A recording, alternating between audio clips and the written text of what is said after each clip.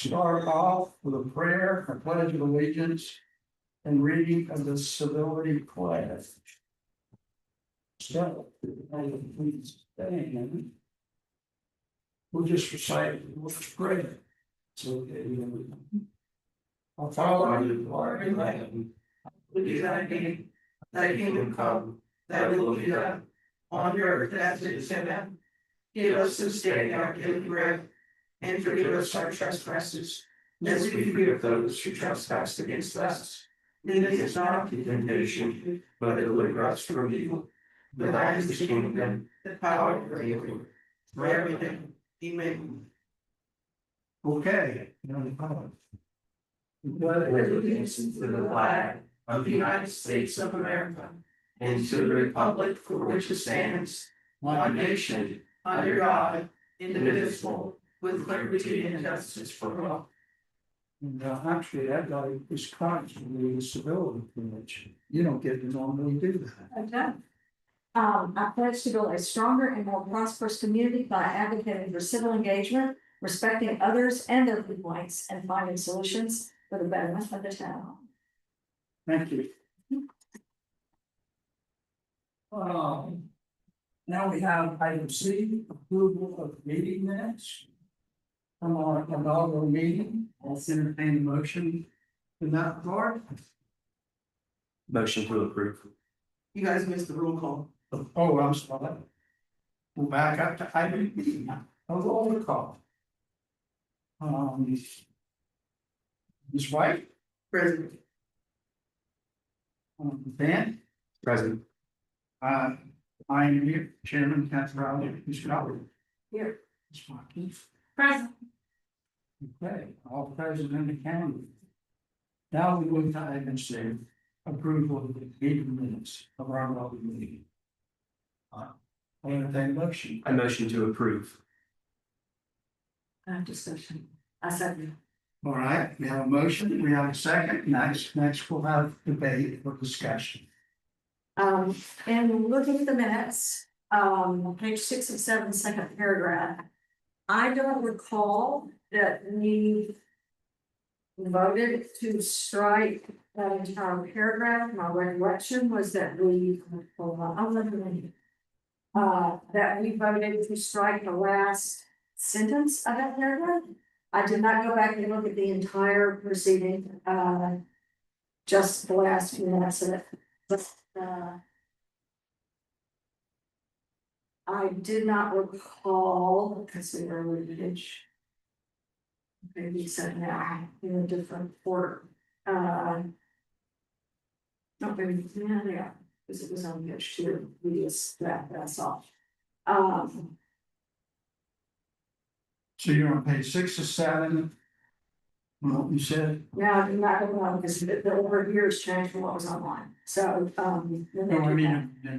I know, is this them? So, yeah, I will say any motions that we made during the meeting about direct actions would be on pages 4 and pages 5 of 7 and on the document presented before you.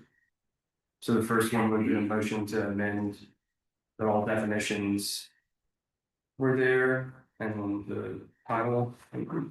What it was with, I think it was with respect to, wetlands.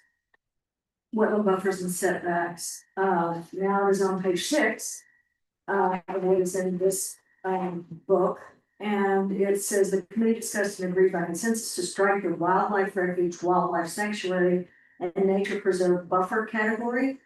Finding no compelling reason to retain it. I recall that. Wait, you're on page 6? Yeah, the second paragraph, on that page.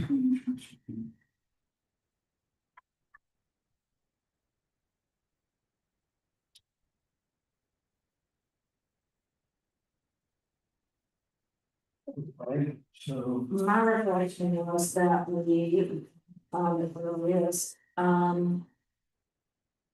it had a statement, it's a little bit difficult, I have it as 7. I think I know what you're referring to offhand. It was the last sentence in that. Correct, and that's shown on page 9 of 16. the red line version of ordinance 2026 Which is not seven red. 03 that was incorporated in the packet. Oh, So so we it's- now have another version that is redline, because what was online was not marked in the door.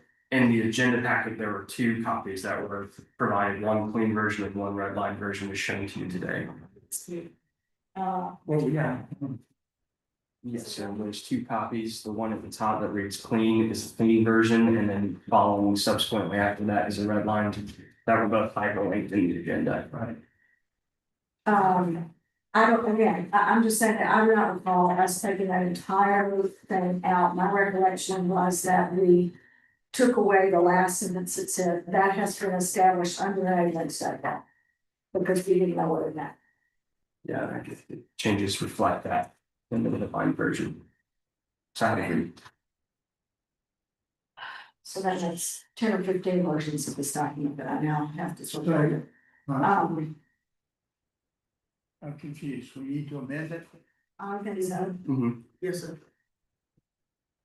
And in addition, because I can't tell you what page now, this page, the page numbers have changed. I don't have a recollection of I know that you mentioned this, Dan, and I did go back and look at the recording, the last bit of it, about the 10% or 10,000 square feet. As a, whatever that is, what you now have it as a restricted use. I don't recall us voting on that, and I didn't see that in the recording either. It is something that you mentioned, but I did not recall that we had approved that. Yeah, there was no vote for that, so at the end of the meeting, it was agreed that staff would provide the necessary edits as reviewed previously.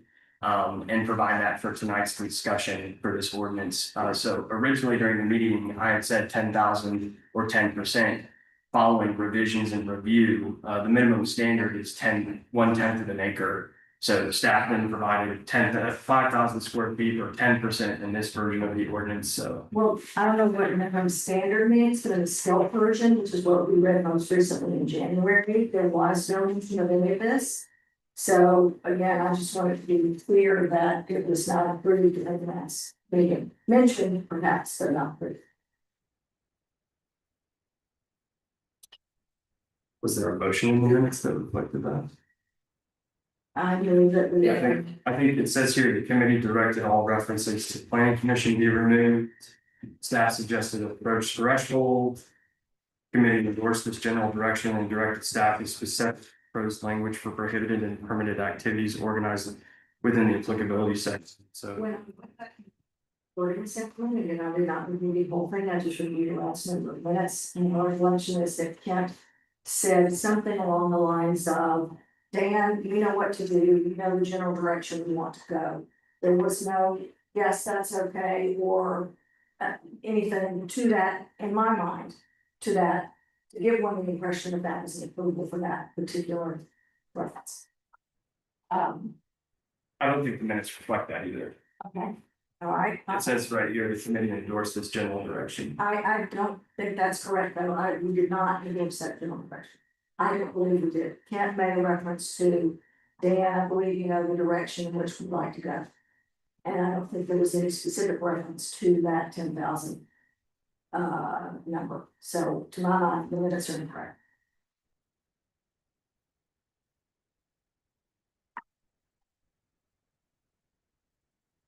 Well, do you want, think they should be amended Yes. in what fashion? Um, What should it say? Well, what did you just read again? I've got so many copies of these things. I don't know which pages were there more. On page 607, it's paragraph 1. There were two different amendments. The first one was on the second paragraph where it says, I see it now. Stems condition. Yes, but I was going through each of them, so like Where it says the committee endorsed this general direction. I think the committee Y'all need to say which paragraph it's like. is the 1, 2, 3, 4, 5, 6. 7 Sentences, the one that's Six. concern.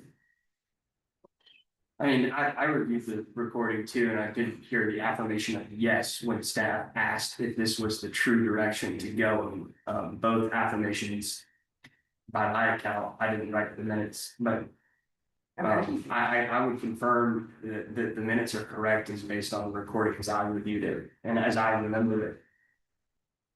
I did not endorse, and I do not believe can endorse item. So I don't know who the committee would refer to if it doesn't include.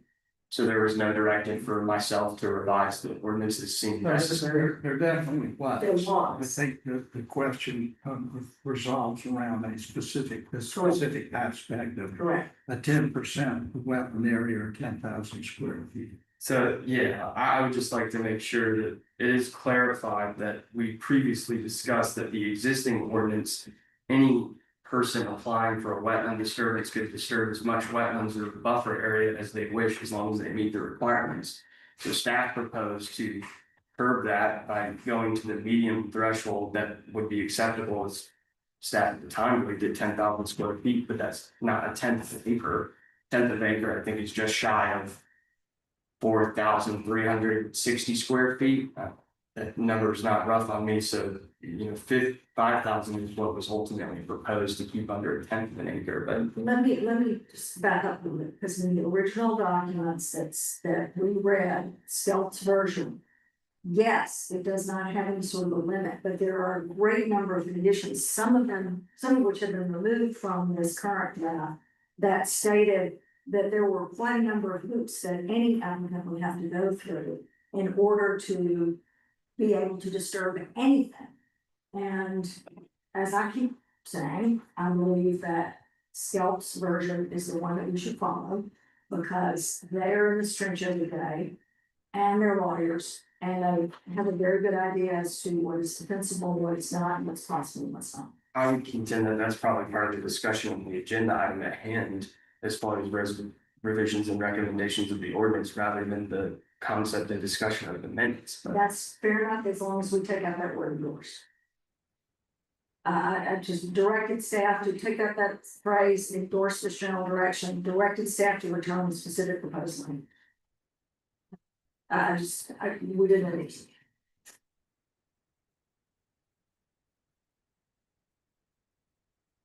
Well, I don't remember specifically this aspect of 10% or 10,000 square feet or whatever. I do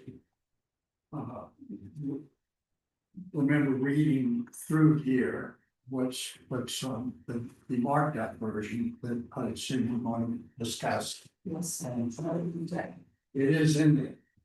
My recollection as attributed to me in the 1, 2, 3, 4, 5th paragraph in the six was that I thought it was a good idea for Mr. O'Hara, given his background as a former state regulatory authority employee, and it was really knows the stuff pretty much inside and out to sort of modify and streamline what we had before us, because having been something similar myself in my career, the scaled version, it wasn't clear enough to me. There were references to certain procedures or to forms and other things, and I don't believe there's ever even a reference to a permit, which I still don't think there is, which I think there needs to be.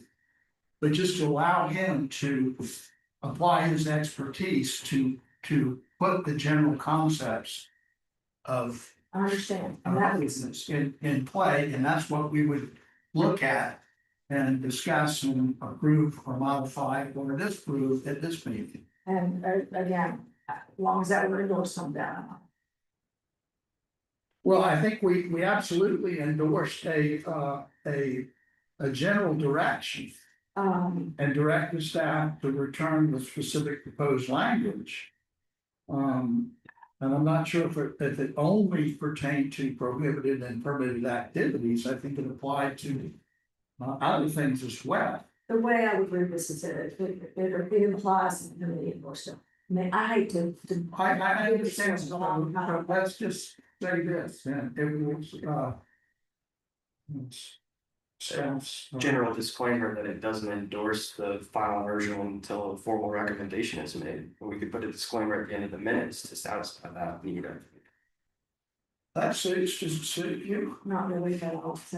It's just a, not just a law. Do you have that down pretty well? I think we can just, For the sake of my clarification, I'd like you guys to just, would you say it again, please? Yes, yeah, so it would be to add a disclaimer at the end of the minutes that a final recommendation has not been made to town council and the draft discussed in the minutes presented tonight is not a final recommendation, nor should it be taken as such. Does that satisfy? I think so. I mean, I think we get bogged down. Yeah. Issue. We are. We're We're not any other to get others to get bogged down and so moving on. Okay, Need a motion for amendment, well, right? To the original. I'll move that the minutes be amended in such fashion as expressed by Mr. O'Hara. But we're also about the first, item that I mentioned, page, well, again, it was page 67, where we talked about the why. Yes. If that changed as well, but we didn't strike the entire paragraph, you simply struck the last sentence. I see. Motion if you'd like. Okay, I motion that we amend the minutes as follows. That on page. It's on page. they're both on 6 or 7. 6 and 7, okay, on page 6 and 7, the first paragraph. The yes, last sentence should be revised. it's the second sentence. Second sentence, excuse me. Second one, Second paragraph on page 6 should be revised to read the final sentence of the section referenced. yes, thank you. And as amended, to include a disclaimer at the end of the minutes that the discussion and document proposed.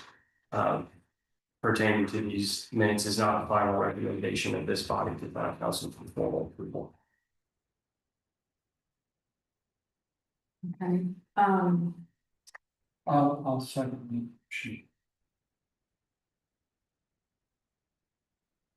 So, any further discussion? 9 minutes.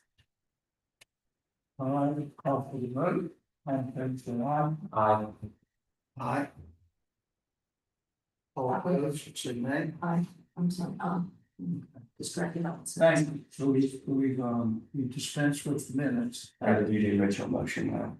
All right, I'll call for a vote on the original motion to approve the minutes as amended.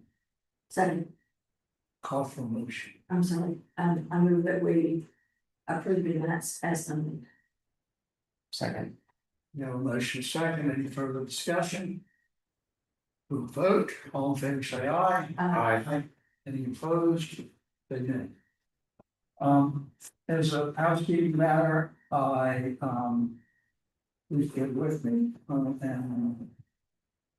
Well, now, here we go. Item D. So have some jet lag. Public comment. All right, we do have public comments.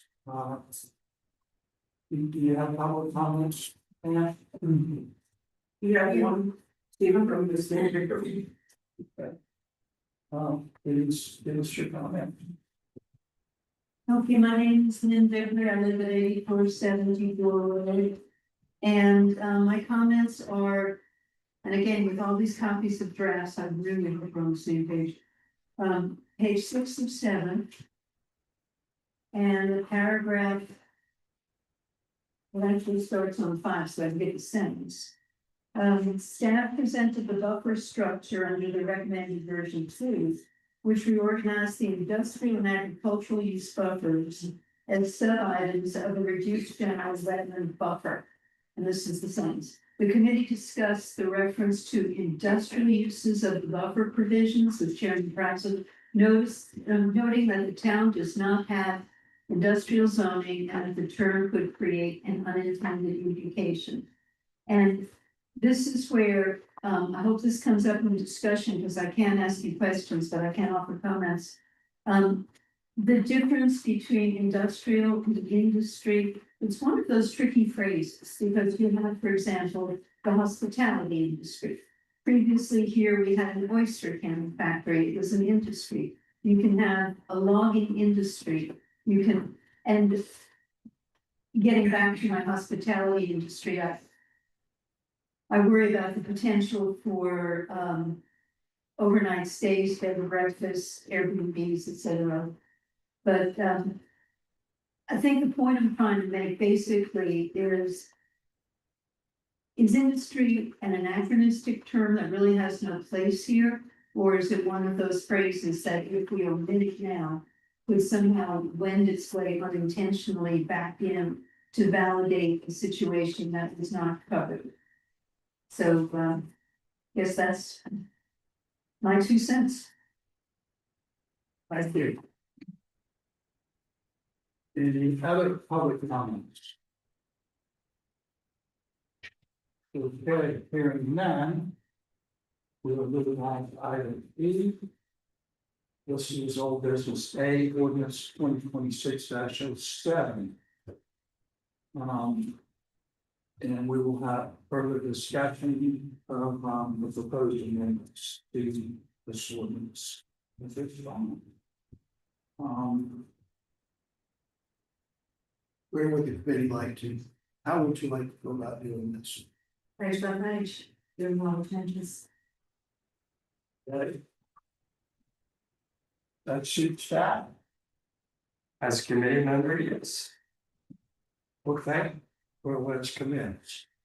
So just before we do, we're gonna reference the revised version, not the clean version, correct?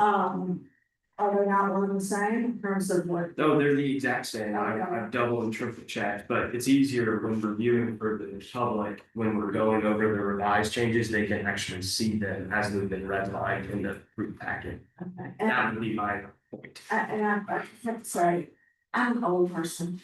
I don't know what hyperlink is. I don't know these things, so I apologize in advance for my ignorance of these terms and whatever, but I did not know there was a red line version because it didn't say anywhere that there are 2 versions. If it did, I didn't see it.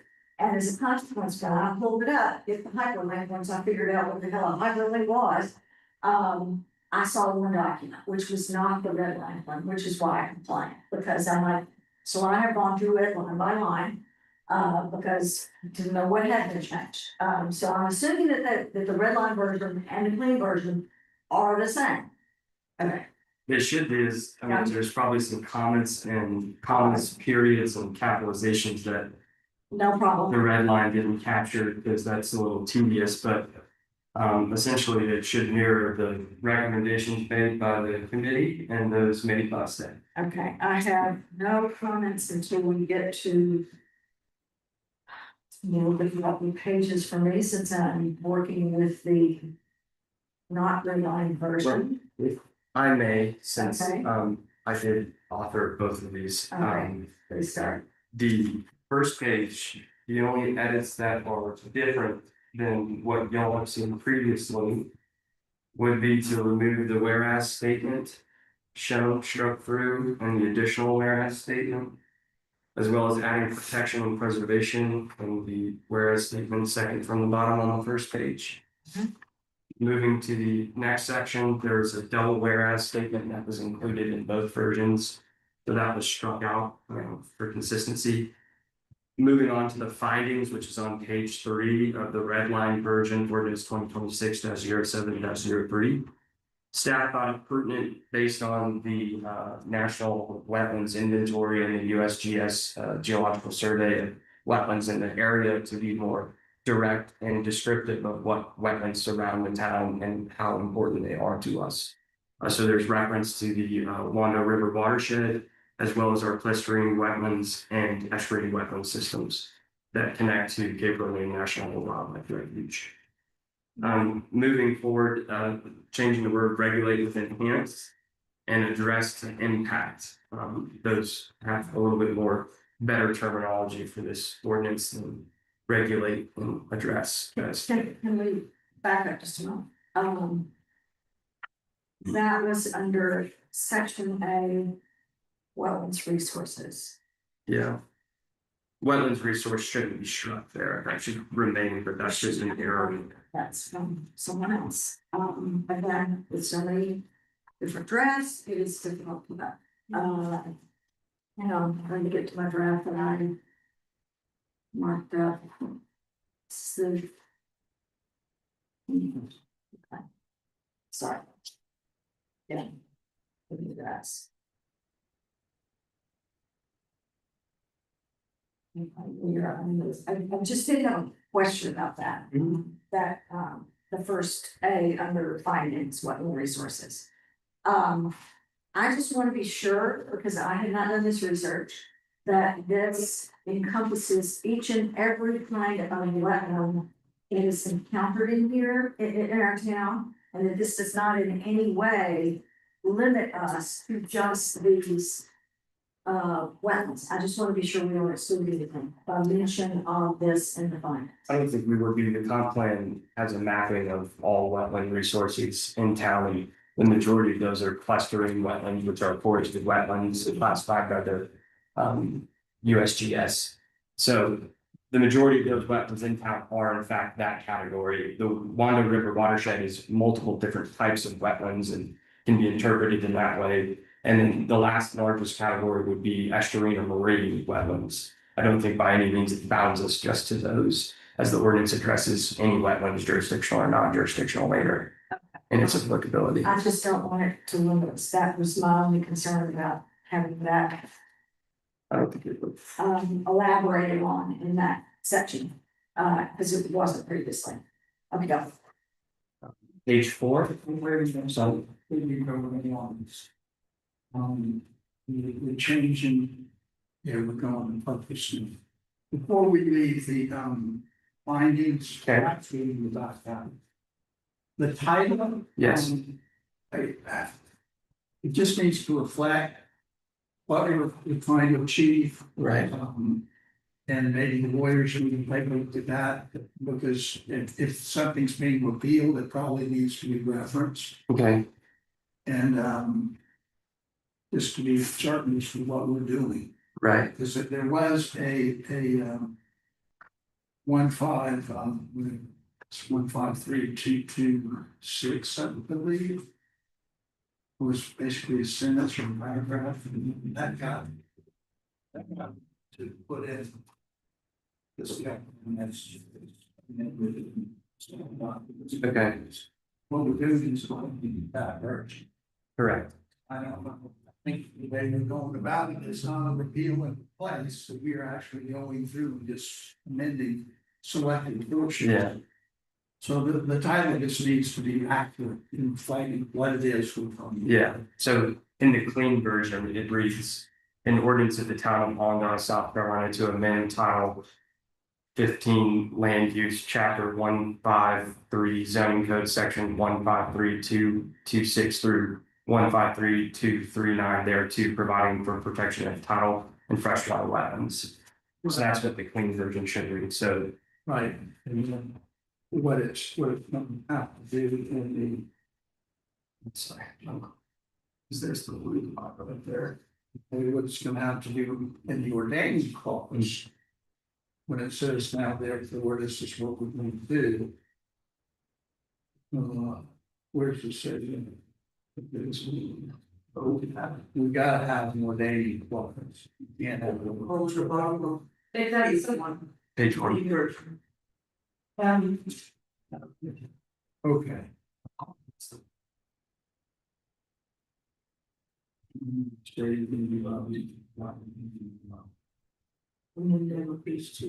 Yeah, You think that should be revised? I get with the lawyers, Okay. because, it either has to be a repeal and replace, like, we get rid of this one, it's gone. Here's the new one. And full and it's entitled, or if section 153.225, paragraph A is being amended, it needs to say so. Okay. As an example, Yeah. so Okay. that's I'll double check. that's just a comment, procedural comment for the script. And some of mine are gonna be more of that nature rather than sections, although you don't get to those.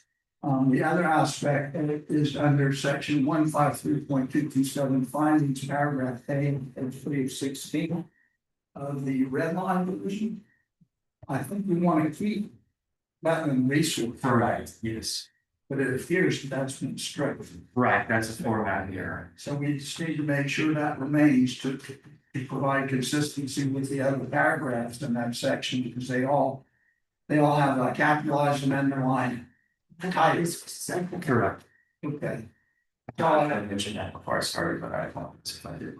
If you did, it went right by me. I still have that on. But, so that's all I have to say about that. Let's move on to purpose. But page 4, before we get too far, the findings, I think this is the last edit to the findings is, as we discussed, the historic loss of wetlands, that section, because we don't have direct study indicating that it's probably prudent to remove it, but I will add, similar to the water resources, I made this error. It should read further loss of wetlands as it was approved by the committee by motion, not start with loss of wetlands. It should be further loss. And I made an error by scrivener's error by trying to provide for further. Apologies on that. Anyways, And I think definitions is the next part, but all of those items were discussed. Sands disturbance instead of flood stormwater retention. I think it's best when we're talking about this ordinance as it pertains to any human land alterations that stormwater be the correct term rather than flood. As in, that is why our wetlands are there, any human interaction with them would be stormwater, not flood. Where are you now? This is disturbance, see definitions, page 6. the marked. All right. Where's So we went through 153.228 purpose, no changes. 153.229 definitions. disturbance. Paragraph C is, okay. But I don't. Flood is broader. And, this says any human made land operations. I don't know what the problem with linking it to flood, because it could be flooded for other reasons, and we do not want human land alterations to change the characteristics of any sort of flood, stormwater being one. But I don't see why we would change it to just stormwater. Well, you can dewater a wetland. I'm sorry, say again? You can dewater a wetland for mining purposes. And or a pond, and that could affect its stormwater retention qualities. Flood retention qualities is, I think, a little vague, as in, it will vary from different wetland, and this talks strictly about human interactions, and humans create stormwater, wetlands don't. And as they interface with us, their stormwater retention characteristics would be pivotal. That's just my suggestion, and I did speak with Jay Riker, a planning commission member who works in the industry and field, and he recommended that directly to me. I disagree with that. I think it's limiting it to stormwater is limited. And I don't see any point in limiting in this instance.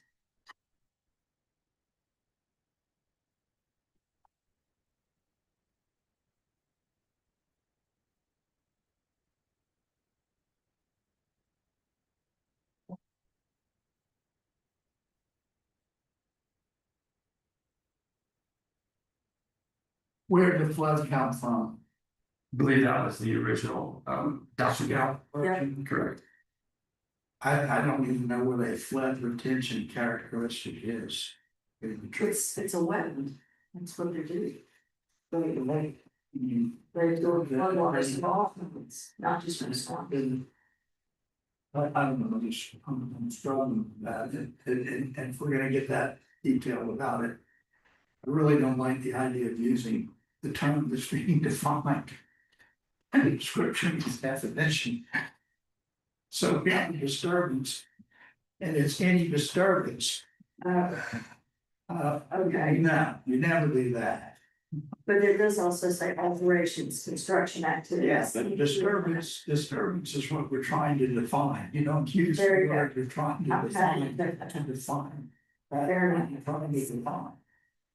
Alterations or construction activities, including but not limited to.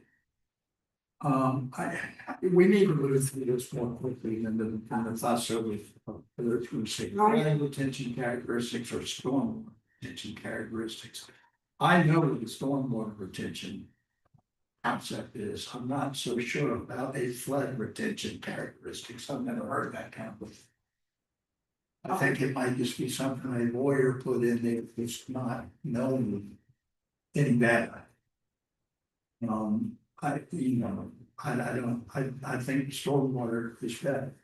Well, okay, I am going to nitpick on this because there are so many substantial changes from Stealth's version. Even when you're looking at disturbances, what we want the wetlands to be there for is to mitigate flooding. That's one of the reasons that we want them to be there, because that is one of their major functions, And question. absorbing water.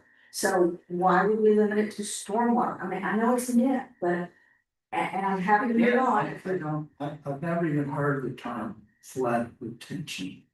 That's one of the main defining characteristics of the wetland.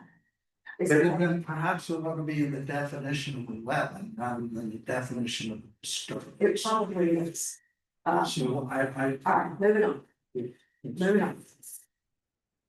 So, on to the next page, this is a request of the committee that an area of non-disturbance, staff added the clarification wetland setback and wetland buffer. I'll just highlight that to make sure that there's no question or discrepancy when someone is reviewing this ordinance, what setback or buffer they were referring to. And now that these definitions are within, you'll see as provided here, definitions instead of a section citation.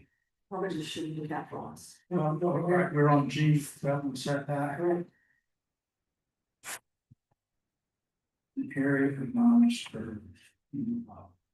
I did hear you decapitalize the A, that's noted. Yes. Well, I kind of have an issue with that too. An area of non-disturbance, that seems to describe an existing condition. Okay, rather than a regulatory required condition. And this, I've had this experience in my previous career where an undisturbed buffer was supposed to be required along the roadside. And the argument there was, well, there is no buffer.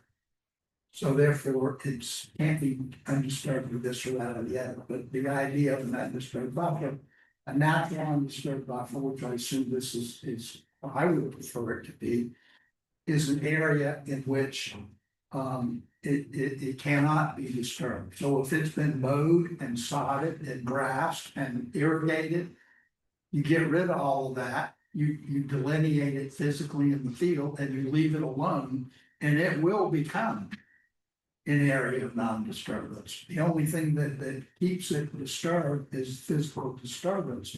And I don't want anyone to get the idea that just because it is not currently disturbed, that it can remain disturbed in the future.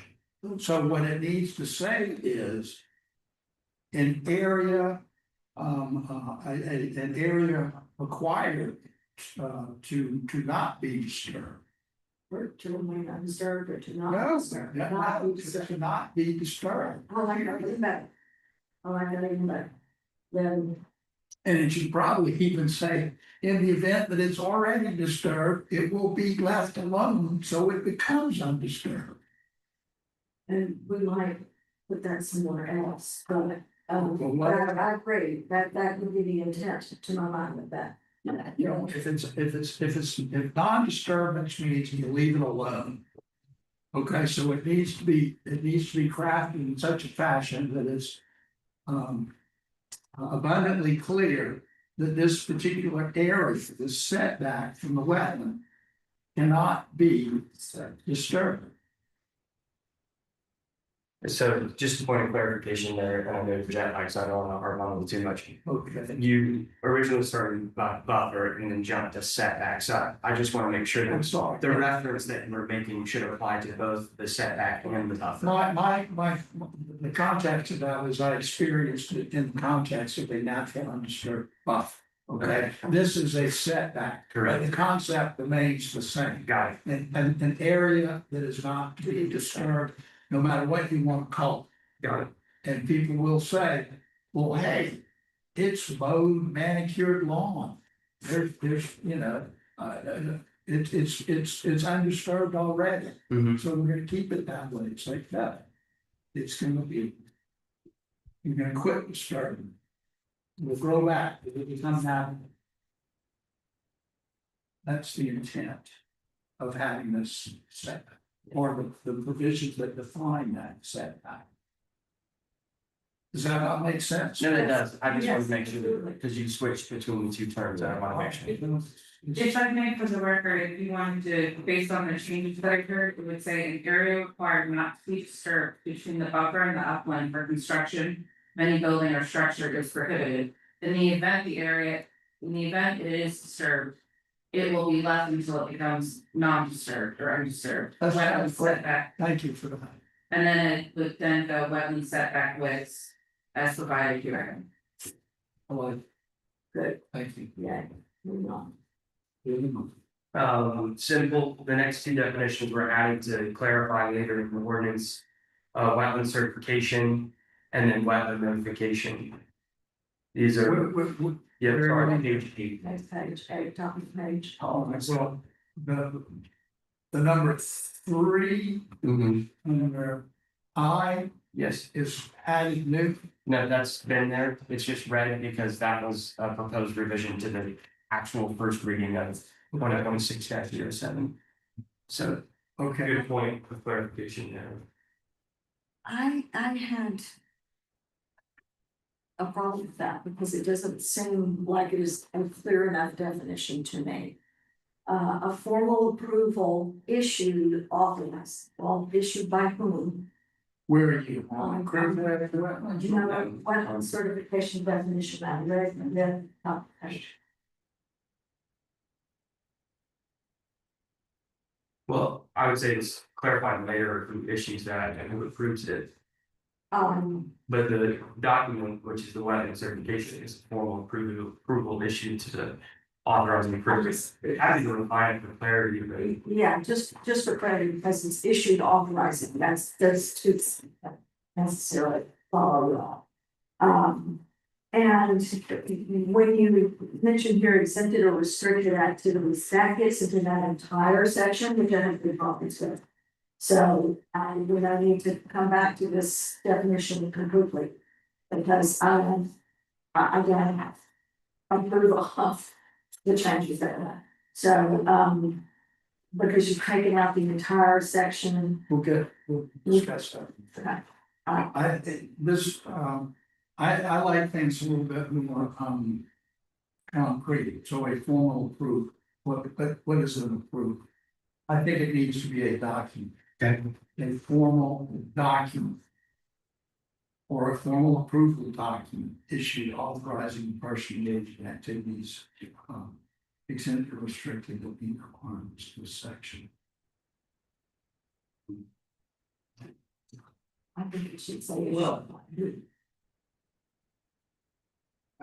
If I would have been now all done with planning and management, are the zoning administrator again? in this document, yes. We can get to that 3 position, there's not one, that's probably the third one. About Williams.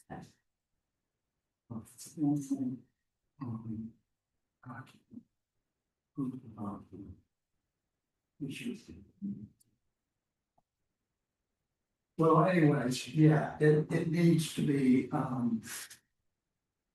that's one of the comments I had going forward with it when we talk about this. Yeah. And I think it would, I don't know if this now is the appropriate time or not, but this, what I had in mind with what I read of this and how to go about it. Is sort of to try and maybe operationalize it. Okay. To say, okay, here's a wetland. Here's a buffer, And there's a setback. right, Okay, so how do you, as I mentioned before, I don't see the term permit anywhere in here. And in my mind, from a regulatory perspective, this whole exercise should ultimately result in a written document correct. that has terms and conditions associated with it. And, that authorizes someone to proceed with the scope of work. Right, so it's the intent of the wetland certification to accompany a permit, whether that be a zoning permit, land disturbance permit, or any permit that's issued by the town. So it's an accompanying certification that they're approved to do the work that's outlined in that permit that's issued to them. Right. There should be references to permits later, but to avoid double applications and things of that nature, staff have elected to streamline the application process to anyone applying for a disturbance activity that would impact a wetland, would then get an additional certification on top of their zoning permit. So if we think outside of the regulatory authority of, and what takes place with a CCC approval, but if staff get a zoning permit, that would impact a wetland that is either approved, exempted, prohibited, or restricted, Well, they would have to go through the certification process first before that could be approved. right, but the way I see this is, you're not gonna know, nobody's gonna, not gonna know, a homeowner's gonna come. In fact, when we get to the area of this wetland, certification, it says something to the effect that a landowner or an agent of the landowner can provide something that a guy like Jay Rocket would make a determination, or in the absence of any wetlands, an affidavit. But it's a little unclear as to who provides that affidavit. It cannot be the owner or his agent. It has to be a certified regulatory authority that provides that document. And that's where it starts. So that anybody comes to you, they want a zoning permit or a site plan review or whatever it is they want to do. They've got to provide you with a wetlands certification document that either comes from someone like Jay Riker or that's already in the regulatory process through DES from a critical area designation, or from the Army Corps of Engineers through a freshwater wetlands delineation. Because those don't go away. The only thing that goes away are what that pertains to, correct? Correct. So someone's got to come in and give that to you. That's part of the permit or whatever it is, and I still don't know how it is. I mean, is a site plan review different from a zoning permit? Well, a site plan review may occur at the same time as a zoning permit, but So they're two different things. they could be, but not always. The zoning permit would approve the direct action. Yeah, if you're gonna put physical improvements on a property. Site plan, required. Correct. There should setbacks, et cetera, et cetera. A zoning permit might just be, I want to know if the proposed use of this property is permitted under the zoning code. I want to have a bar in this, I want to cook sausages in my house on the side of the road and sell them to people, and also serve liquor and beer. Is that permissible under this agricultural zoning district classification? I need a zoning permit to go get a liquor license. Yeah, but they wouldn't have to go through these steps to get that. No, that's what I'm saying. Right. They would need to get a zoning permit. They would need to get a site plan review because they're not planning any physical improvements. They want a piece of paper saying, what I want to do on this piece of property is file under this zoning classification. But how would that impact a wetland? Without them doing a physical. I'm just curious as to how the town's procedure works. You know? Well, I mean, the approval of zoning. Physical improvements, Correct. which this would obviously blank. Correct. If you want to know if you can sell liquor off your property, this doesn't apply at all. Correct. But that could be a zoning permit issue. Correct. So. I'm just curious as to how it works. So somebody comes in, if they want, I'm gonna build a house, so, you know, I guess. And still, I don't think there's even a checklist to what you have to submit in order to have your thing with you to get a site plan approved or a zoning permit issued. Or what the county requires the way to get building permits issued. I don't know. Well, But the point I'm trying to make here is that, I guess to even start that process off, you've got to have a piece of paper that comes from a qualified individual that ascertains that either there are wetlands on this property, and here they are, Mhm. or there are no wetlands on this property. Correct. Under my professional Right. certification. So that full section should be first A, Army Corps of Engineers, which is on the other side. Or actually, you're on right there, right? Army Corps of Engineers, where expired and unexpired exists. Right, okay. Second, the state, which certifies critical area lines, Okay. second. And then third would be in the event where there's an unexpired, this is my interpretation, unexpired but a redelineation is Well, done. it's not where you're from right now, a wetland certification. No, that's them delineating a wetland on site. The certification is the approval that the town would be issuing per the definition. To engage in the activity as described.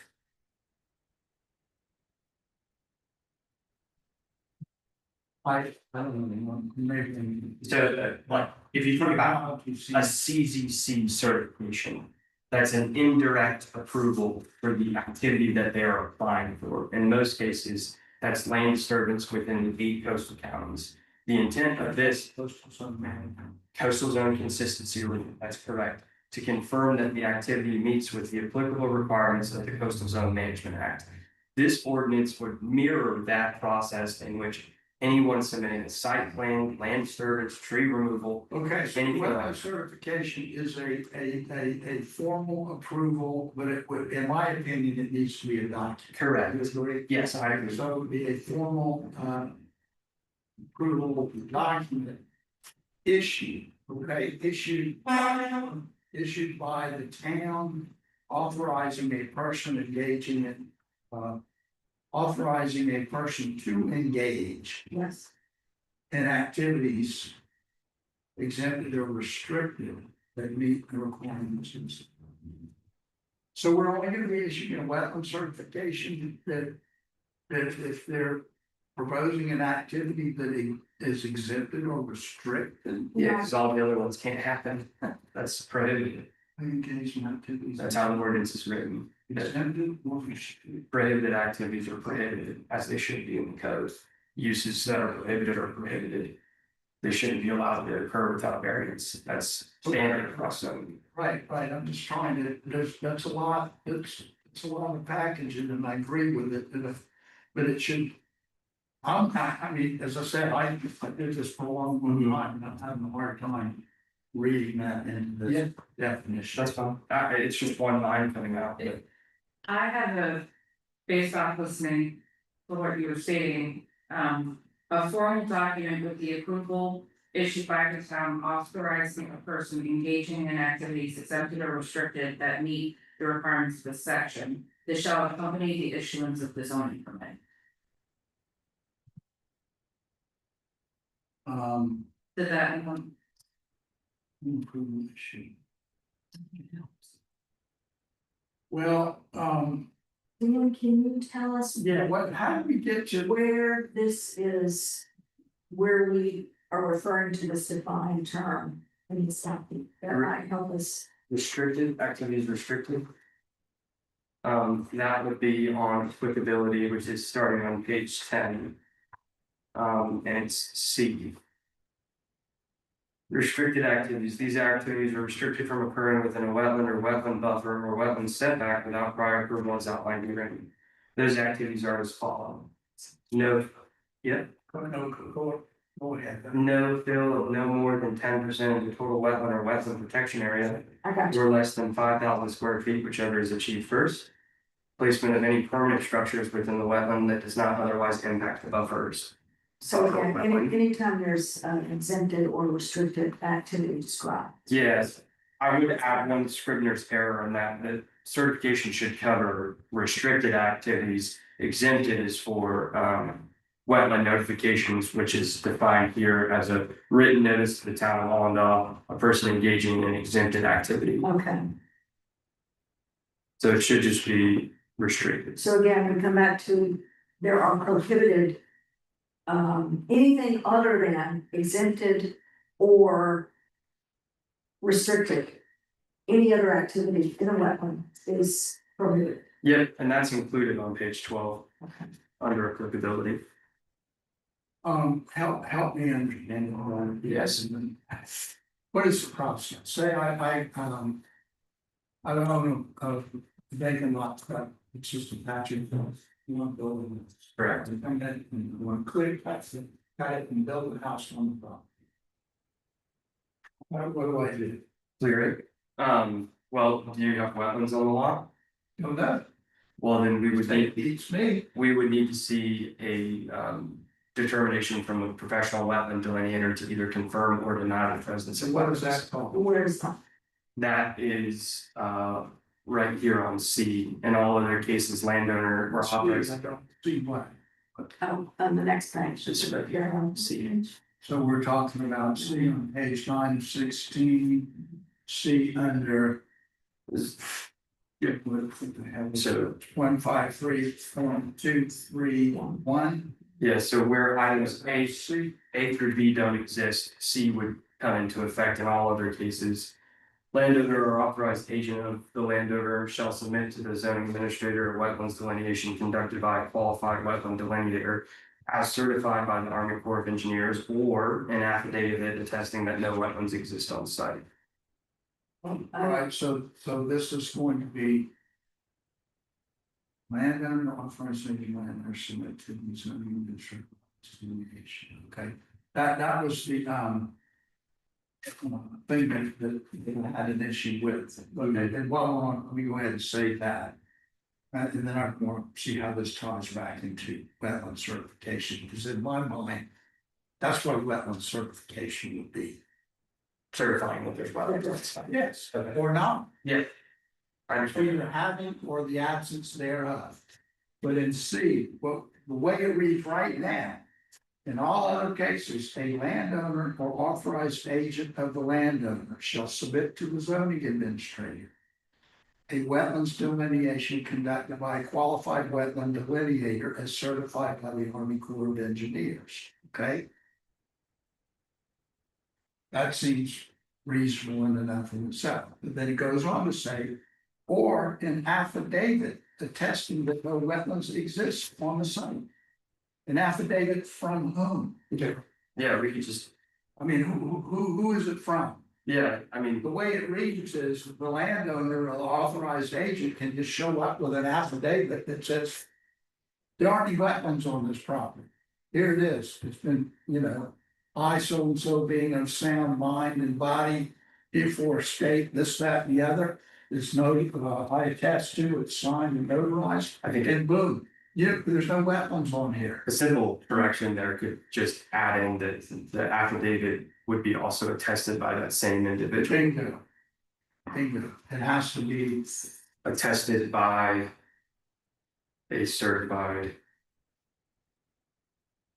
wetland delineator as described.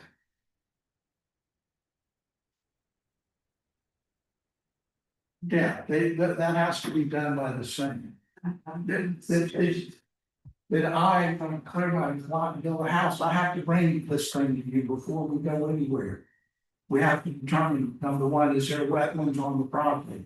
Yes, there is, no, there's not.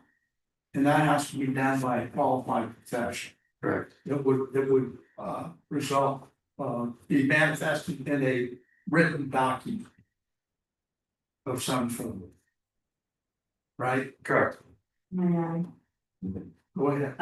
I am concerned, as we have discussed in previous sessions, that we know that it is possible to pay consulting firms or other professionals to say what you want them to say.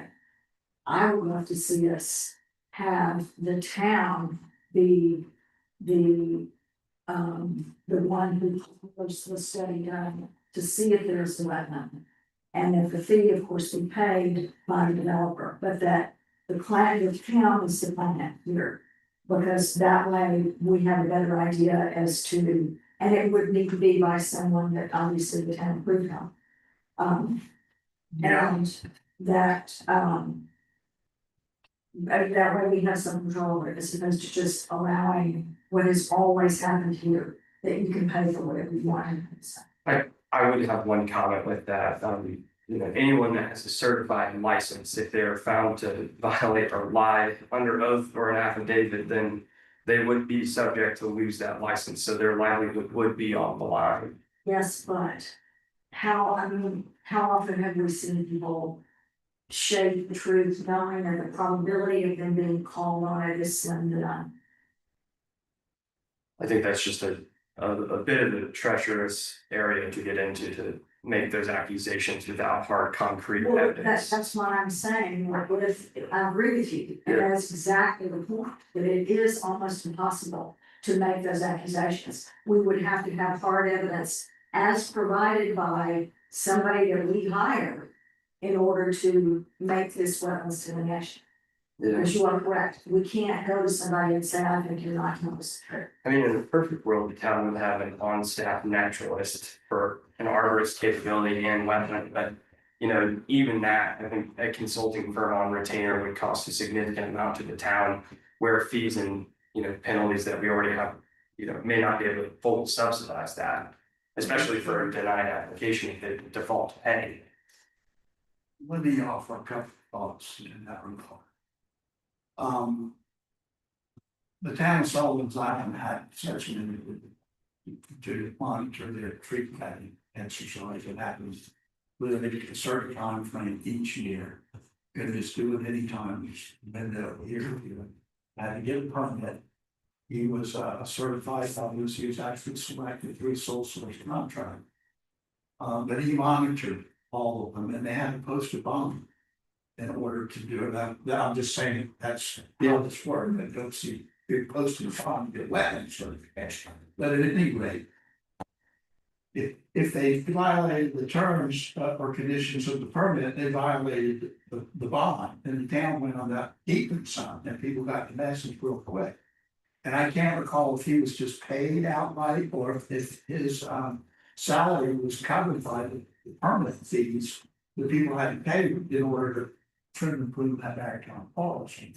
But that is something that concerns me, especially when we're dealing with large scale developers. For sure. Because they have resources to circumvent this stuff. The other thing that concerns me, and we've heard it expressed so far, is just, somebody that owns property that's lived here their whole life, and all they want to do is cut off a piece of property and build a home for a relative or something.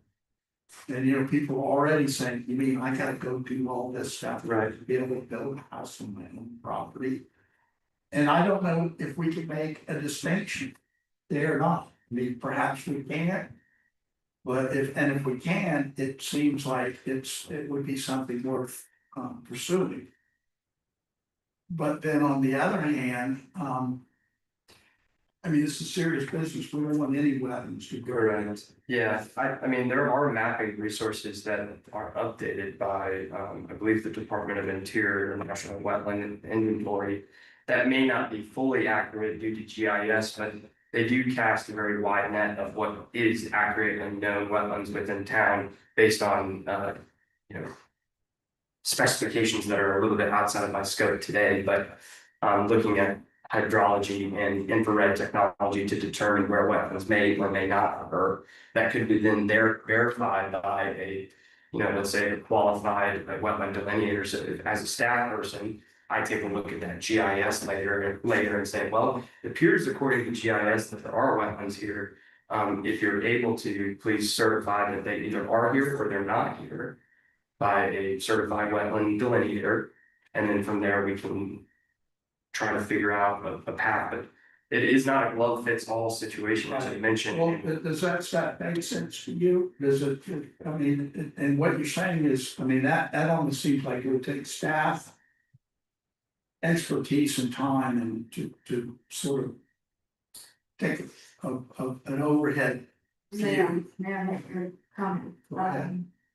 Again, coming back to the idea that the town has either a list of the people that we accept as professional delineators.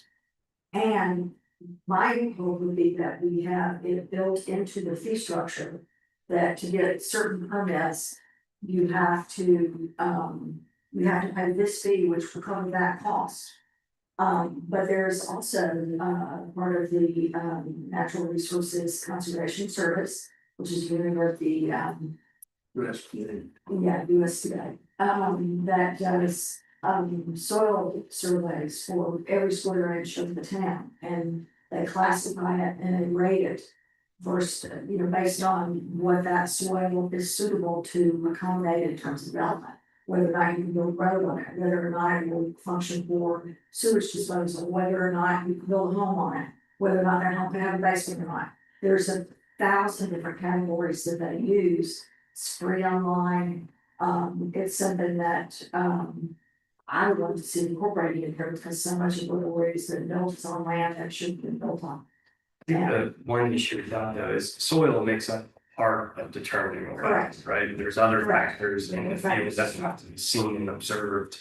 And in addition to soils, and so I think without having something to look at all of those factors in one, it's difficult for me or any other staff person to go out in the field and, indiscreetly say, well, it looks like these soils meet the criteria. I'm not. It looks like based on the native South Carolina plants that this is a wetland, and I see, fauna that occur within wetlands in this environment, so it's a wetland for me. But it's, and the other problem is, when we talk about wetlands, it's not, a wetland there is not the same as a wetland over here. They're all very different, dynamic, and diverse.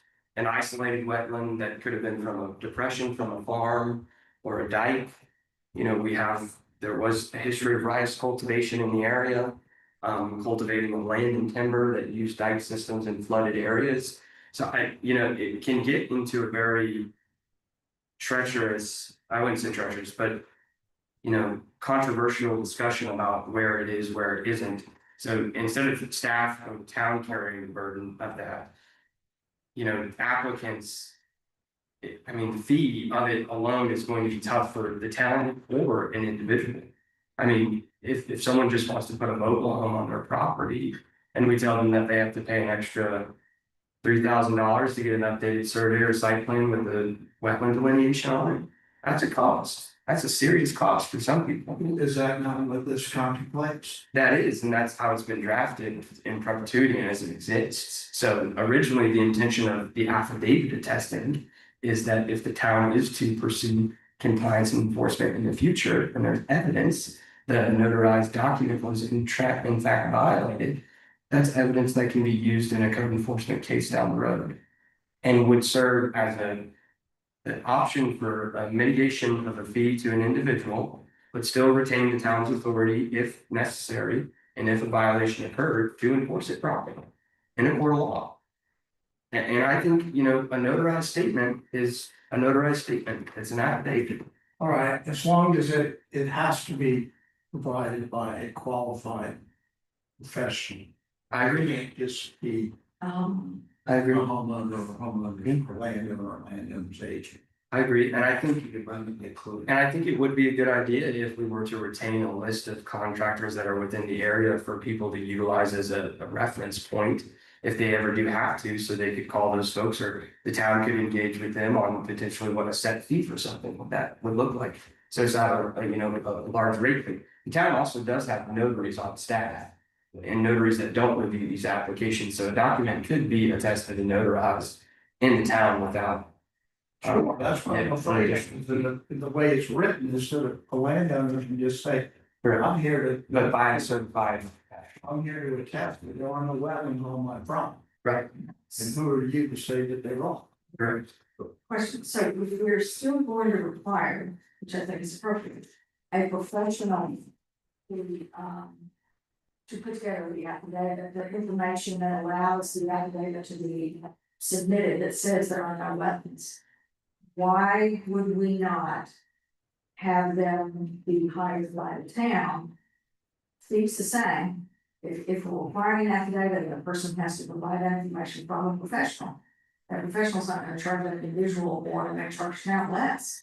So it would actually be, again, I'm coming back to not a friend of the family, not something that it's some organization or consultant that is essentially a client of the town, because they have to answer to us and not just to the person seeking the affidavit. We're gonna have to have a certified professional involved anyway, what's the?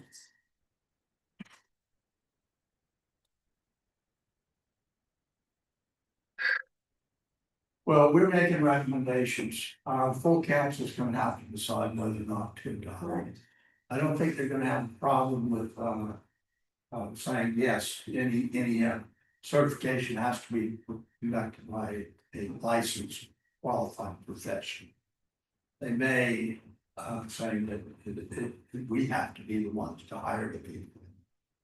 Make sure that it's only and folks that we would hire, maybe, perhaps a list of people would be an okay way to go about doing it, but I think that's probably more of a question for our legal guys. And if they say, yes, you absolutely can do that, that you can have that select list of those that would be Exactly. accepted. Okay, Let's okay, do it that way. legal question. But absolutely. That delineation. It has to be by a certified wetland delineator.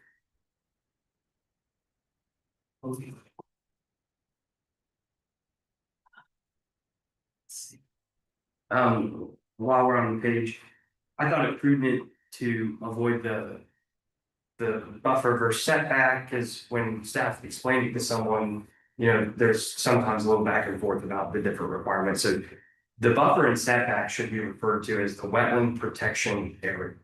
That encompasses one, the appropriate buffer, and two, the appropriate setback, which is 15 in all cases.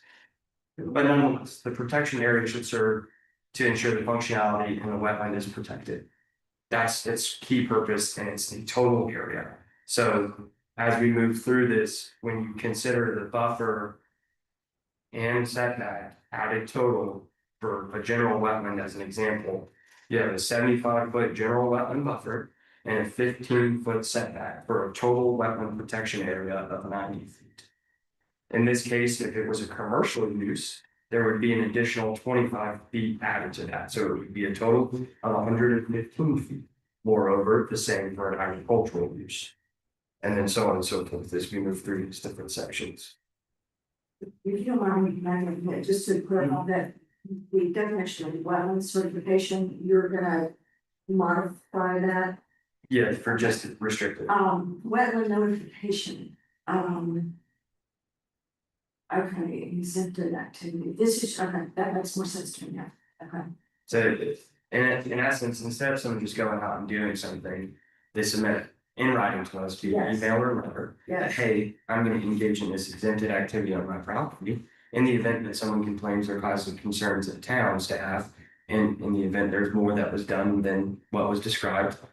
In the event code enforcement is added later, you know, the town would have the ability to say, hey, you actually violated this. Here's the remedies associated with that. So, yeah, I think the written notice is. You mentioned, we talked about a bond previously, and again, as we talked about in the past, you know, developers big developers can go cut down a tree and pay the $1,000 fine, whatever it is, because it doesn't mean anything to them. Could we envision putting up, and I don't know how to do this, but a bond for, I don't know, maybe make it for water projects, that they have to submit a bond. That protects us for any intended or unintended consequences of a wetland Yeah, that we could then use as reparation funds as opposed to having to take it. so I would say, we can get to that exact question, because I do have a concept idea that I discussed with a few individuals directly in that field. Okay.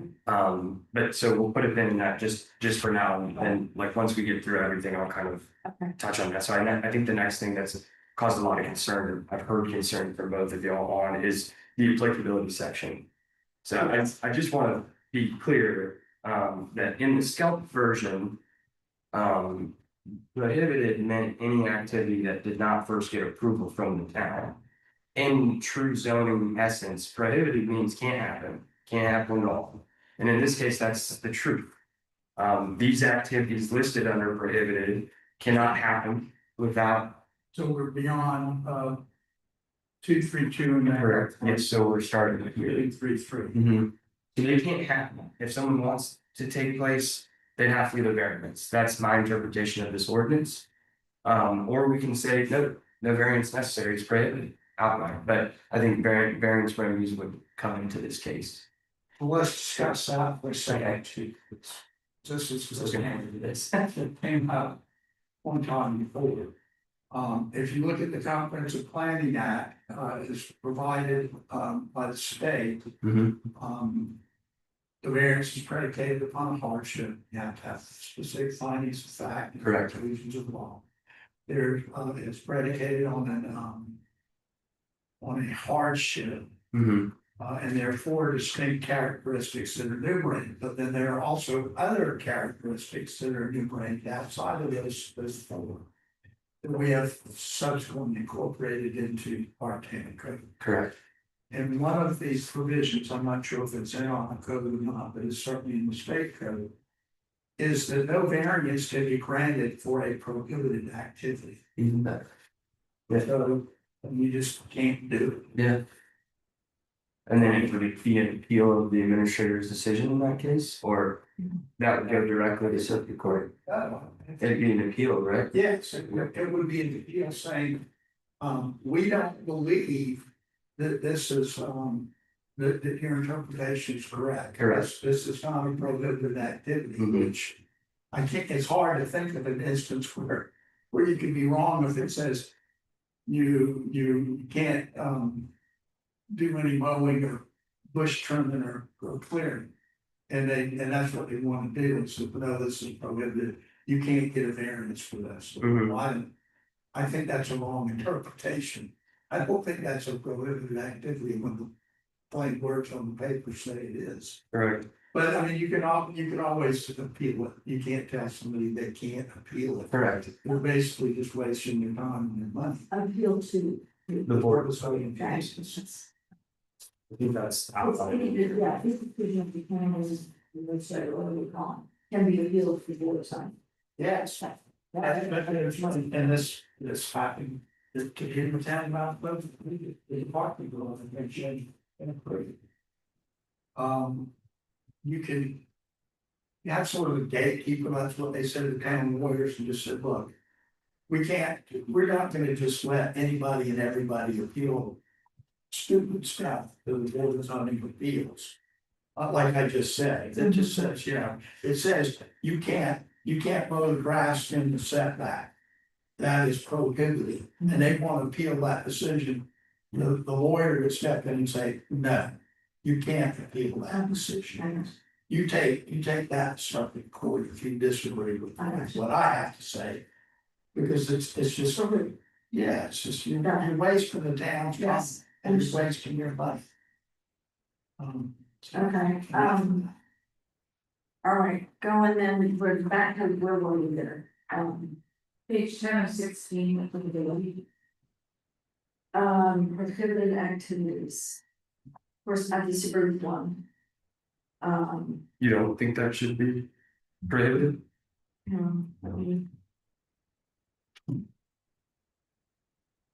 I don't think there should be any. You don't think there should be any prohibited activities to prevent impacts to wetlands? So this is saying that. Prohibited, so they could fill 10%, or 5,000 square feet, and it's not prohibited. Is that what this says? So, yeah, but that's in the restricted section, so if someone, Prohibited. right, so it's no impervious surfaces are filled more than 10% of the total wetland buffer or setback, or exceed 5,000 square feet of direct impact from fill, whichever is achieved first. I would like for any impact on the wetlands to be, to look at a permit from the town. But so this would prevent a higher threshold of fill in the wetland. Yes, but I would like to prevent virtually all. But I the, mean, I just have confusion because this would prevent that activity. I'm Outright. confused then about what this means. Yeah, Okay, so prohibited means no, can't happen. okay, Sorry. no impervious surfaces or fill, I get that, of more than 10%, that's the part that, so, That's an excluding factor. so they could They're allowed. fill, they're allowed to do 10%, correct? They're allowed to do 10% or 5,000 square feet. That's not prohibited. No, so wait, hold on. So fill more than 10% or exceeding 5,000 square feet is prohibited. Correct, Any thresholds under that is included under restricted. okay,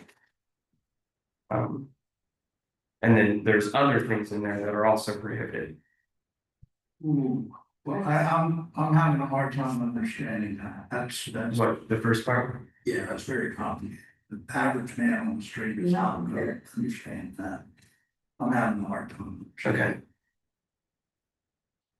Um, so the intent there is to provide the so restriction. I'm starting to get it now, just looking at the wording. And this, so what you're trying to do is, disallow impervious surfaces or fill.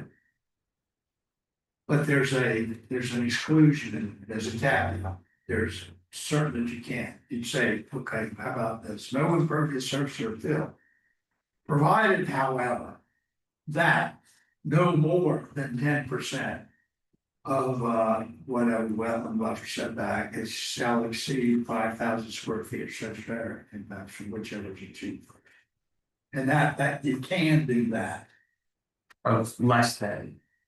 So 10% of the world. 10% or less or 5,000 square It feet. says here, no more, provided however, okay, no, you can't do it. Provided however, you can if it's this amount or less, right? That's what we're trying to do. Correct, and then anything of that amount or less would be captured under approval by the town under restricted activities. Okay, but you wouldn't know that by looking at this. Well, it is right there. Okay. But it would be even more helpful if it said so.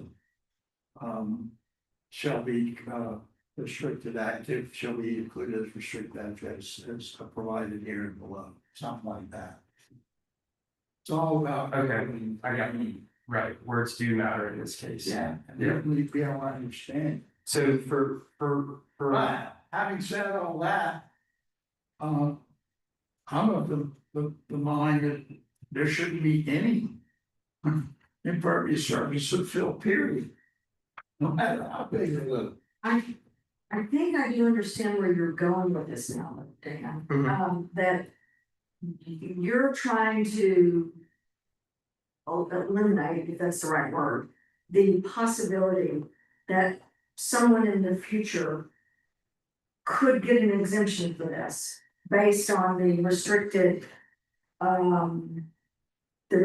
clause, as far as the prohibited clause. That's correct. Okay. Yes, so So- it's the intent to prohibit that higher threshold, so there's no option. You To either, do that, correct. because if that phrase that you've got in here were not under prohibited, as you have tried to explain to me before, and I have not understood until just now.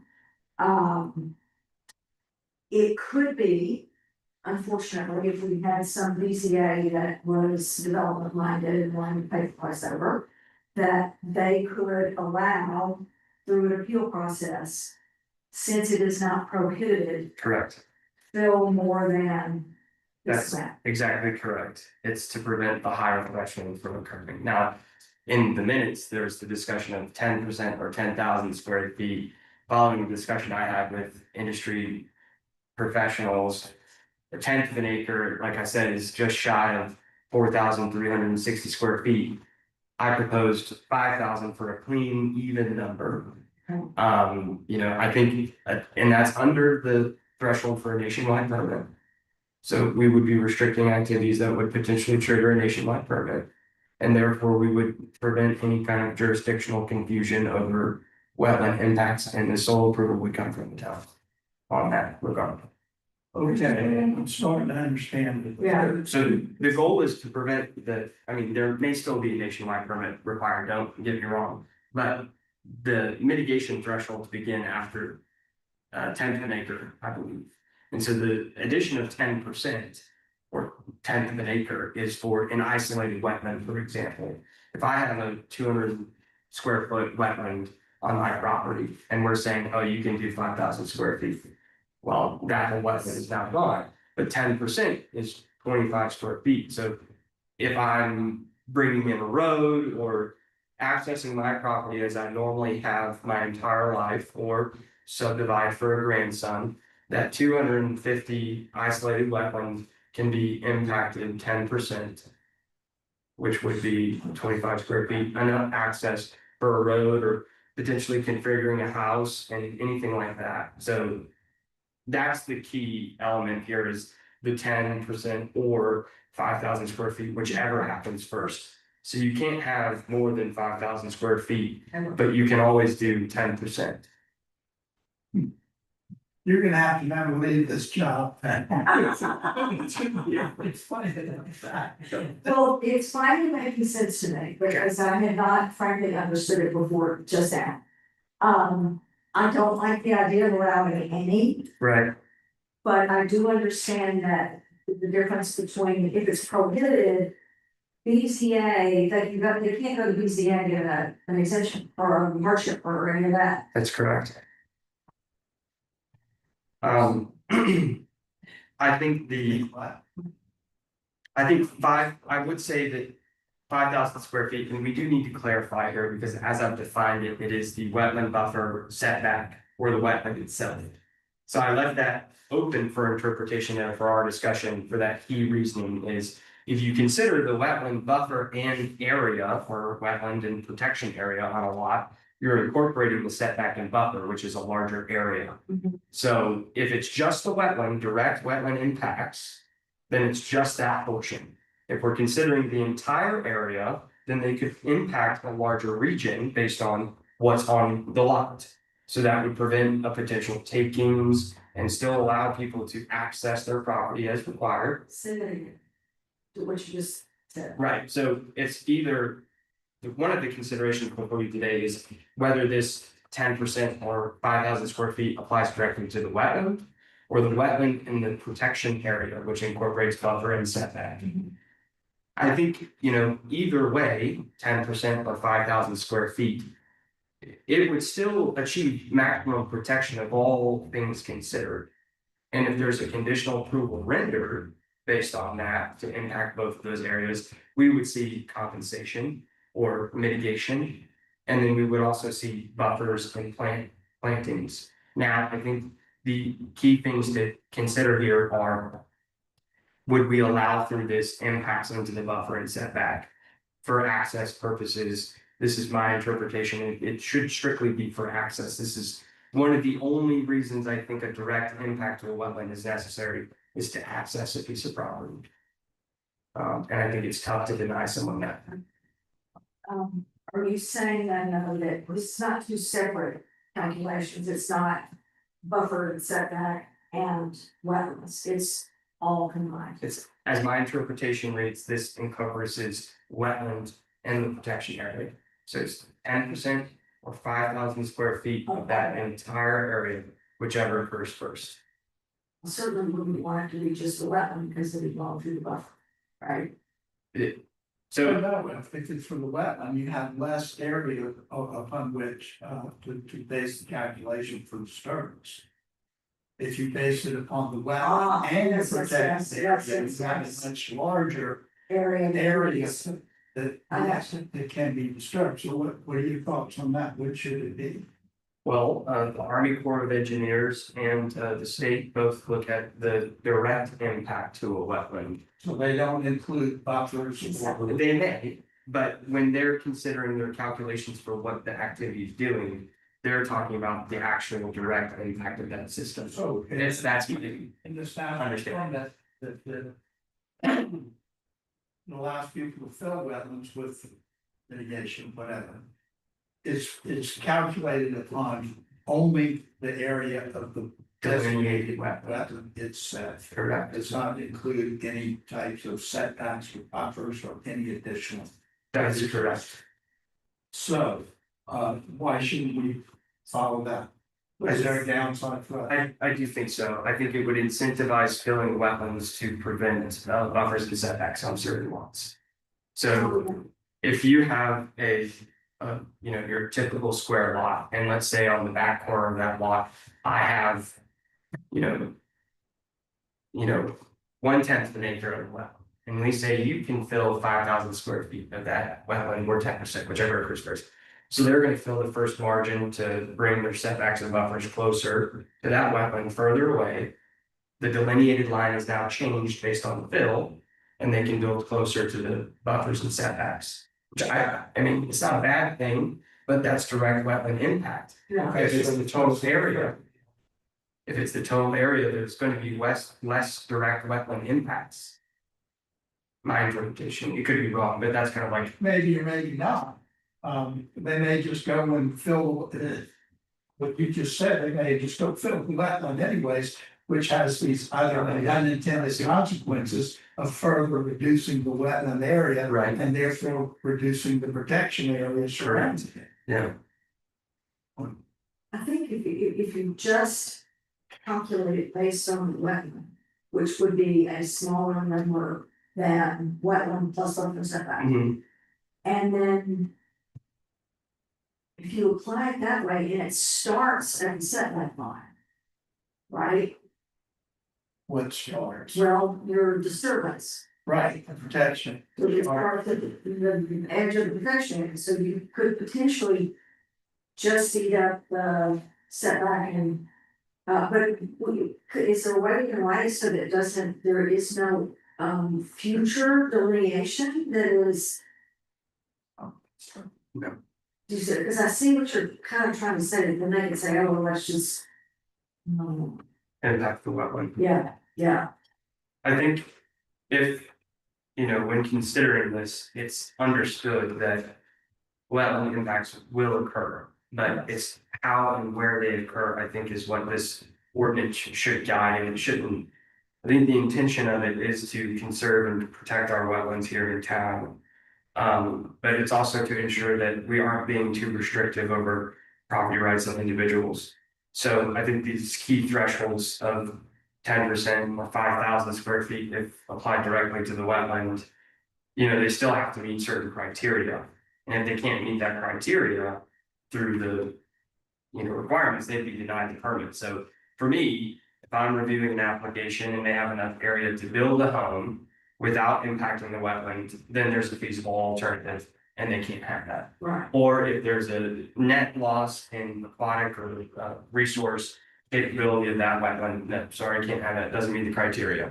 But in the event of someone accessing their property where they have to drive through to construct a gravel or dirt road, then we would say, okay, well, there's no feasible alternative if it's landlocked and that's their only access point. Now they'd have to go through some conditional requirements and potential mitigation and replantings, but that is an activity that I'm attempting to not capture in this. But, there are different aspects of wetland impacts that could occur in construction activities that we may not be aware of today. But the goal is to keep the thresholds in an agreeable amount based on the setbacks and buffers that we have. Now, one thing I have said before is if we want to be stricter, we make the wetland setback and buffer area smaller. So it's a less total area to impact, but higher restrictions. meaning, make, for example, say. Prohibited activities or anything that's gonna impact wetlands. And then make the setbacks and buffers smaller? Correct. The stricter activities, smaller areas, so the individual would have more freedom of use of their property outside of the setback and buffer area while still achieving maximum or close to maximum protection area between the existing wetland and non-existing wetland. But that would be covered under another thing that I hope we didn't take out of here, no other physical alternatives. That's correct, that's the one. I think what we're trying to do something, but we're not articulating it. It seems like the only legitimate reason for impacting the wetlands would be providing access. I think it's If you deny someone, the current jurisprudence is you deny someone any reasonable use of their property, they use the term wipe out. Then that's one too far as regulatory taking, you have to. Station. So why, I mean, to me, that should be the sole reason that we allow this, is for access only. The fact that, well, I can't get as many lots because I can't fill in this wetland here. Or, you know, I'm gonna have to reconfigure my property, internally access so that I can't get as many lots. It's too bad. Yeah. Who cares? It's just a lot. Yeah. How you go to property is gonna be there, but. Right, and I think the key being is if we name direct activities in which we intend to preserve or prohibit. There could be one down the line that we may not be thinking of that, you know, could land us in a potential litigation opportunity. So that's why I've kept it to the activities that would directly impact the wetland, as in fill or impervious surfaces, and some other ones in here too. Without saying direct access, because the activity would require the fill or impervious surface by means of what we may not realize today. Well, we could always let it change. Yeah, but we could also not. So I think the better thing to do is to have the thresholds of prohibited, not prohibited. And, you know, as we move through, if we're seeing certain activities being used and abused in that threshold, then sure, we change that. I'm just sitting the other way around, that we prohibit it now, and we see that there's something out there that comes up that we did not anticipate. Then we can go back and then change the ordinance, so that we're not, you know, lawsuit that we can't win, because we've, you know, denied use of the property. Just trust people. Yeah, I would just say, I think, like I mentioned last time, if there's a benchmark in the industry, I think we should start with the benchmark. And then if we are aggrieved later on and we can show that we've been aggrieved, then we add additional stipulations. But, you know, I think that there have been a few projects within town that have gotten attention, but they have all obtained necessary state approvals and Army Corps approvals, and were in turn approved by the town, unless there's evidence of non-compliance with There those. were some that weren't, they all are in compliance now. If there's one that's in compliance, I thought you mentioned, well, we don't really talk about that. Whatever, so we're back to the situation of, keeping it like it is.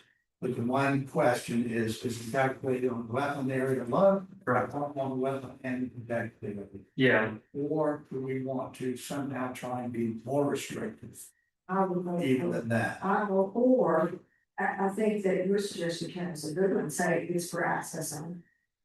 If you need it for access, then we can do this.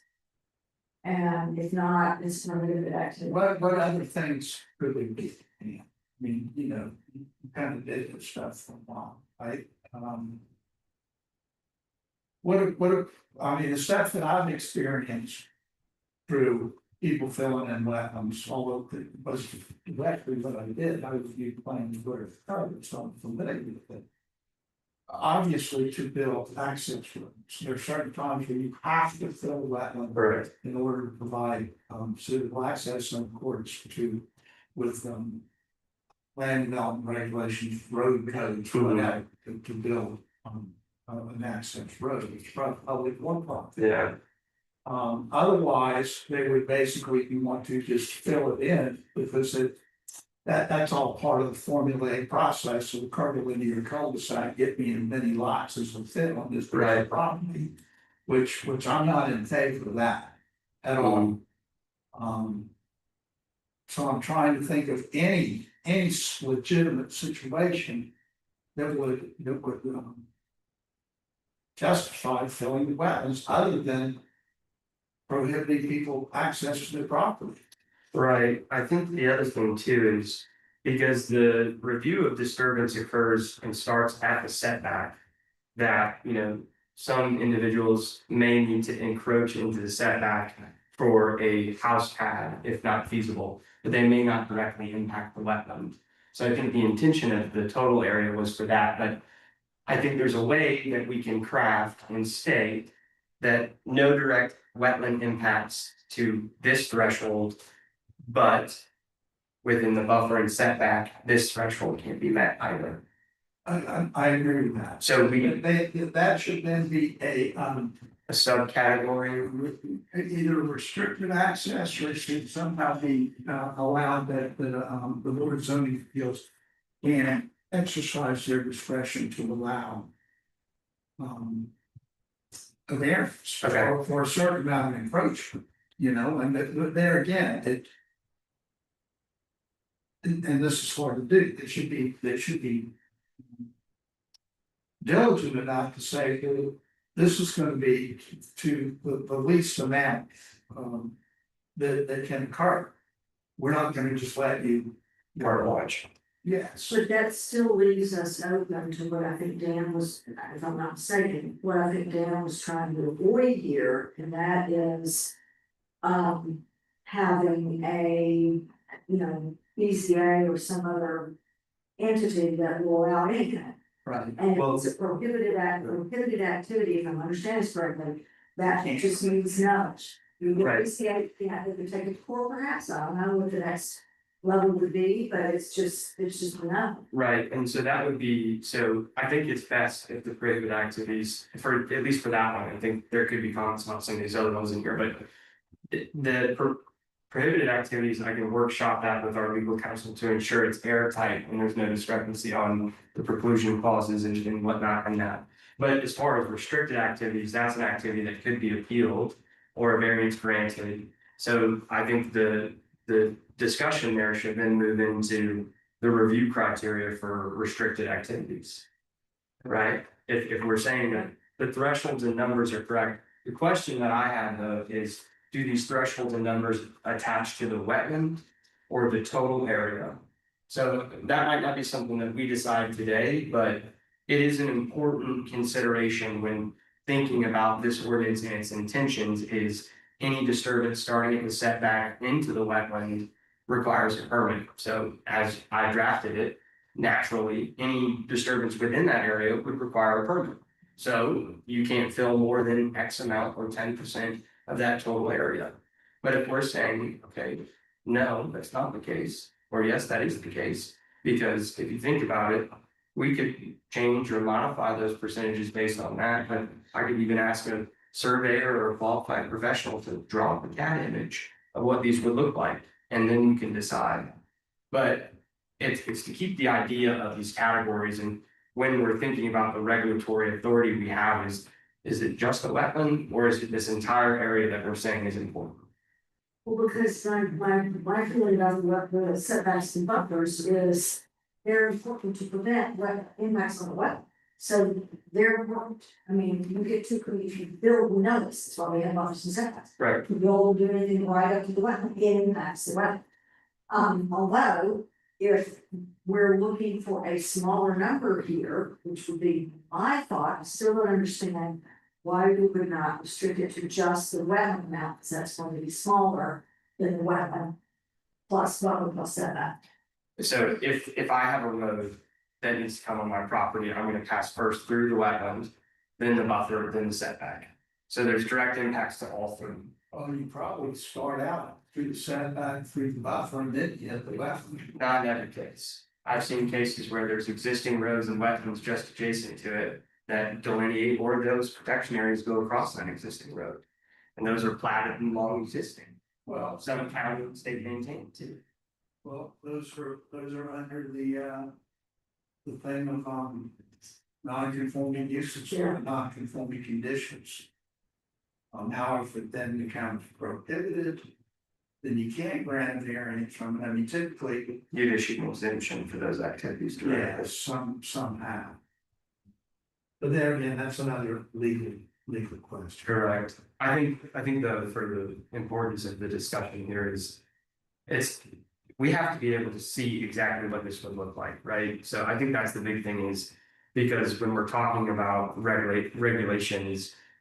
Here in an ordinance is one thing, then when you see it in a plan, it's completely different. Like we could draw up and be like, this makes so much sense for us in this ordinance. But then it's applied out in the field and it doesn't meet those things. So it's important to see it visually and then say, okay, does this make sense or does this make sense? But this ordinance permits disturbance and setback buffer is that's what it's covered, that's what it's always covered. So in doing so, those thresholds should be applied to the total protection area. I think that we should include caveats for direct wetland impacts, but impacts to the protection area as defined should be drawn out as well. But that's something that I wanted to make sure I highlighted and draw that to your attention, so a recommendation isn't made and there's a misunderstanding or misconstruement of what's covered here. Because it is a process, it is complicated. Wetland regulations are not easy, they're very difficult, and it's, in most cases, it takes a long time to get a really good one. Or nothing's done with them after a while. Well, and to the. Yes, there has to be some discretion. Correct. You can't tell people they can't have access to improve their property in a reasonable fashion. Mhm. But that's the limitation, Right. and it should be to the maximum extent possible Mhm.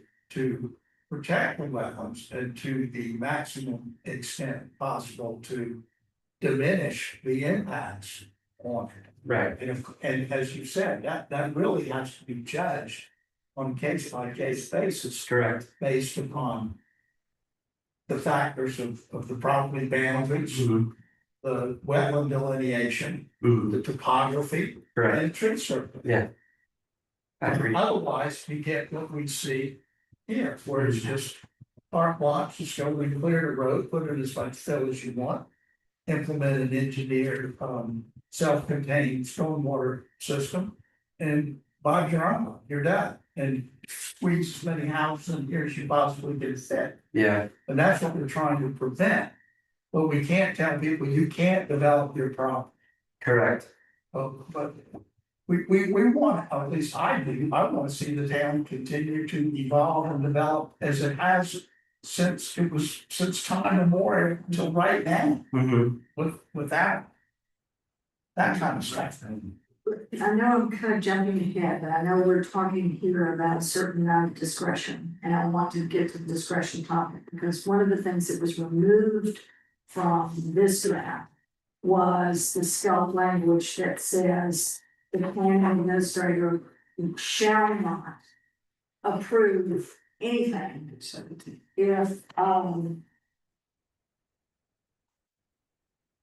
if all of these things cannot be disproved. And that it's page, 17 and 18. well, I'm looking back at the Scalp original document, is where I'm going, and you can tell me where it is. I don't see it in this document at all, and that's why I'm bringing it up. It's on page 17. Okay, of this document, it's on page 17. Yes. So, sorry, while you get there, I think we did have the discussion about the arguments that could be made in favor or against these criteria.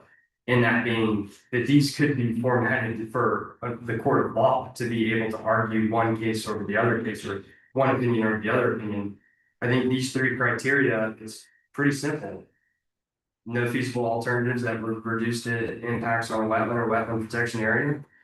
Does not permanently alter the aquatic system such that the wetland functioning values are eliminated or impaired. and doesn't violate other applicable federal and state laws. I mean, that's pretty easy to show. Yes, it does. No, it doesn't. Yes, it does. No, it doesn't. Yes, it does. No, it doesn't. For a layperson, for a staff, for if I'm not here any longer. And then all these other ones, that can come in conjecture where we have an expert, they have an expert, and a candidate who, or an applicant, I think I said this before, that's motivated, could afford to find every reason and explanation why they meet those criteria. And I think, if we remove the conjecture and we keep it in simple, considerable requirements, these might not be the one. But, it should be simple. I don't see these as removing any conjecture then, the three or four that you've got in your three. I'm kind of a detail girl. When you add all these other things in there that will not permanently alter the aquatic ecosystem, will not threaten public health or safety, will not harm the public interest. They're all subjective still, yes. Yeah, that's a pretty broad category. Yes, but these that he's suggesting put in here are even broader. I don't want to go back. I think the ones I have a tough situation with is creating nuisance to a neighboring property owners or community at large. I'm not saying we shouldn't add those. But I'm just saying, like, Well, these are super subjective, front to top, I think. And, I kind of talked about this with a professional in the field. As I mentioned earlier, you can have a depressed wetland on a lot that's 250 square feet. Or you can have an interconnected canal system that feeds directly into Cape May. Do they inherently have the same benefits and qualities? And stop, they don't. So how can we show that this 250 cannot meet these criteria? It's hard when we're considering those things, and in essence, this larger one. If they can't prove to meet these criteria within the parameters of what we have, they shouldn't be doing it in the first place. But the laundry list of items here, I think that adds some more discretion. And I think that's when we can get into a case of error on the administrative approval.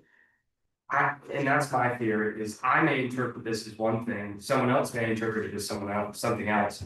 And then a third person could interpret that as well, and then we're all wrapped into a big legal issue. And that's what we need to look towards here. It says unless it, what does that mean? You need to have specific findings in writing. Correct. Because I've seen it too many times that sometimes they come to a conclusion. It is not supported by findings of fact. It is a conclusion also. Well, this doesn't have to be feasible. There are no feasible alternatives available. Substantial impacts. That's a conclusory statement. It's like, well, why aren't there? What about this or what about that? Number three is objective as it gets. I mean, if it violates a federal, state, or local law, either it does or it doesn't. I don't know if there's a lot of discretion in the law. There's always going to be somebody's always going to argue on anything, but it's you're going too fast for the speed. Hold on up. It's like, believe you are, you are. So that one's easy. I think there should be a provision in here for written findings of fact. Written findings of fact. Yes. Which increases to, I think John Rebecca would probably argue with you that all of these things. No, That's fine. Yeah. Would be easily provable. I have no doubt. And I'm very learned in these fields and understandings of what these mean, but when we're talking about regulatory requirements, we have to make sure that they can fit in nice, clean categories to make it simple to, it either checks this box or it does not check this box.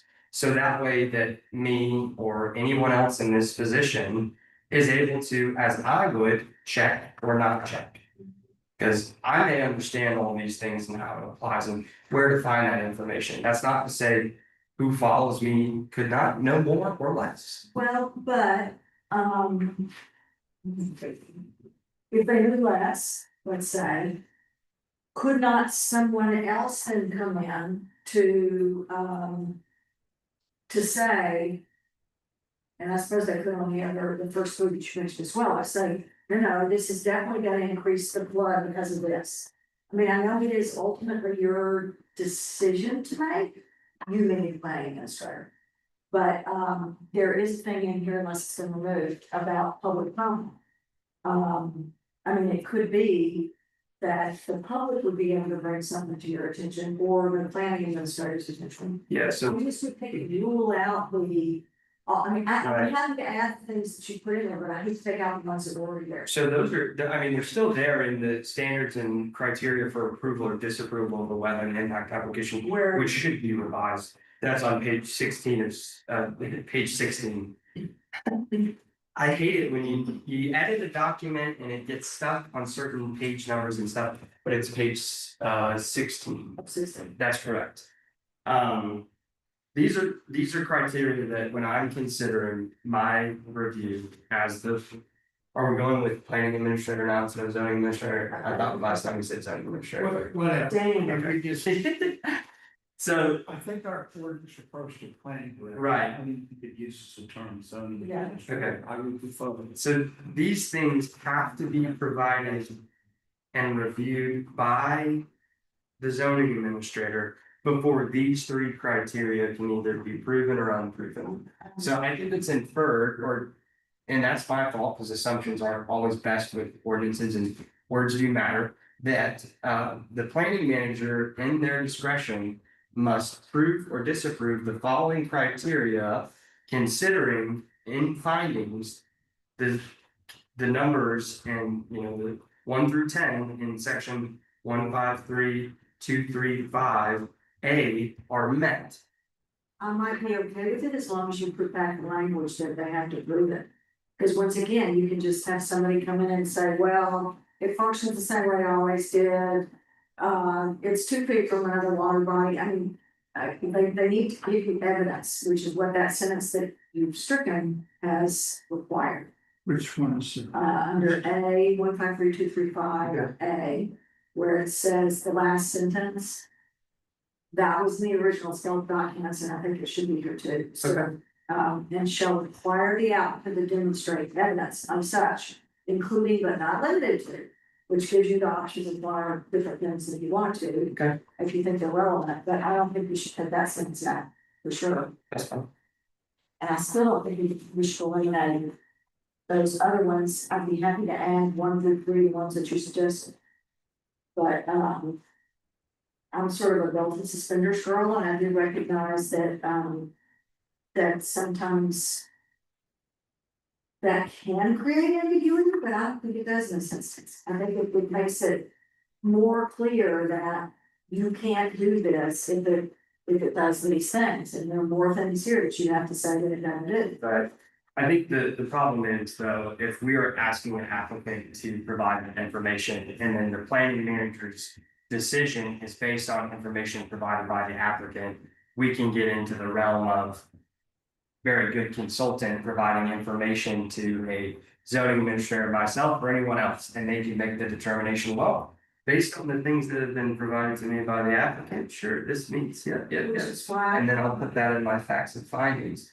But, you know, I think it touches on a broader question of wetland regulations that is, I sometimes overlooked. Without having a guiding document or principle management of said resource, let's say coastal zone consistency or the Coastal Zone Management Act, or the federal government's requirements for wetlands, without having some, you know, playbook or requirement to fall back on certain thresholds and areas, it's hard to then take on, well, we know that our wetlands have functionality and are important to us, but how can we measure or merit that system, right? So it's delicate, and I hear you on that the applicant should be required to demonstrate it. As a concern for a regulator, I'm concerned that, again, an applicant could, right, wrong, or indifferent, provide information that indicates that they meet that criteria. A zoning administrator that is heavily overloaded with work and different approvals and criteria may say, yep, this meets all the criteria, here are my facts and findings provided, and be done with no further review or oversight. It's hard. for sure. And I know we've talked about it kind of ad nauseum at this point, but it's important. I recognize its importance, but it's like President Clinton said about the economy, it's wetland protection, comma, stupid. It should be simple, right?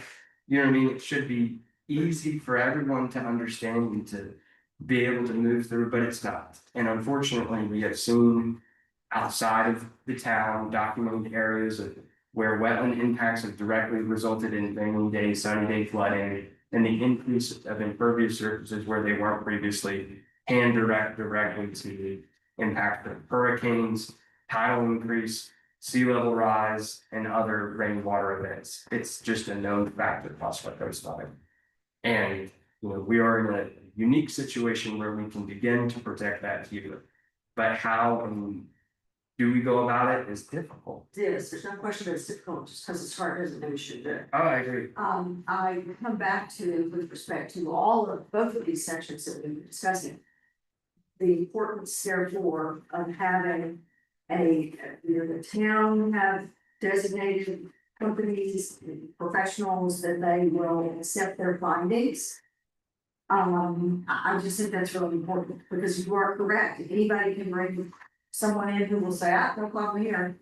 But I think we need to have people who kind of essentially work for us, that, which is why I thought doing it as the town hires them, because we accept their findings and they know that they're reporting to us and won't get to business unless we continue to be content with their the job that they're doing. And then the fee structure then have the developer or whoever repay the town for that some money.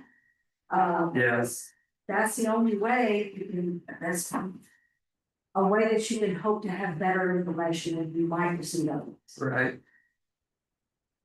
Yeah, it's I didn't say it was easy. I know. I think that just goes back to is it within our purview to have retainer That's a big one. consultants or but no, I mean, I make no disagreement. Yeah. Said that's not how we'll have to ask you to. Yeah, I make no disagreement with That's cool.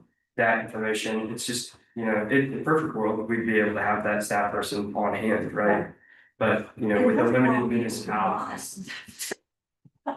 We know that does not. I call Steph, mayor, so on the say, yeah, people just did the right thing, we put out. Yeah, we would need all these ordinances, but yeah. Can you do this for me?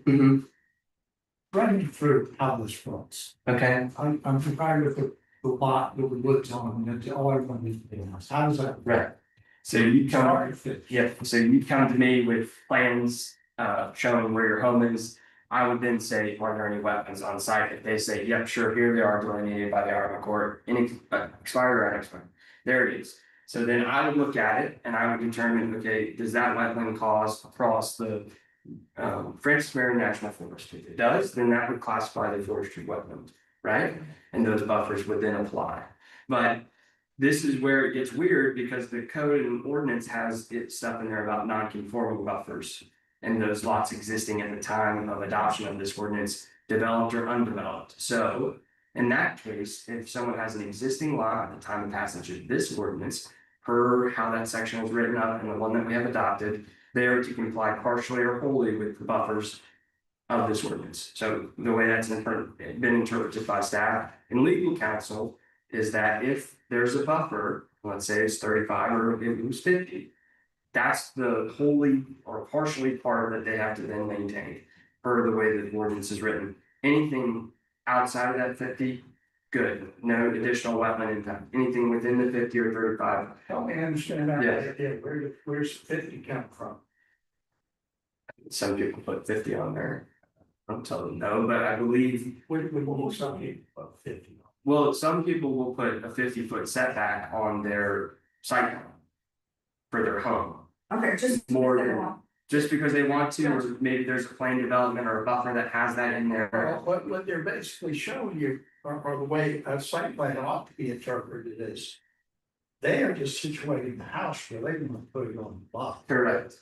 In reviewing, a site plan, the first thing to do would be to determine areas on the lot where they can't put stuff. Correct. So that would be a required setback.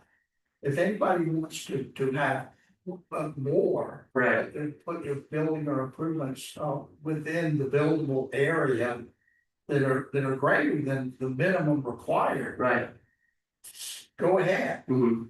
but I mean, you know, if the front yard setback is 35 feet, they can't encroach into it, they can go 50 feet back. Right, exactly. So, I mean, in this case, then, let's say someone needs to direct impact a wetland on their property, they have no feasible alternative.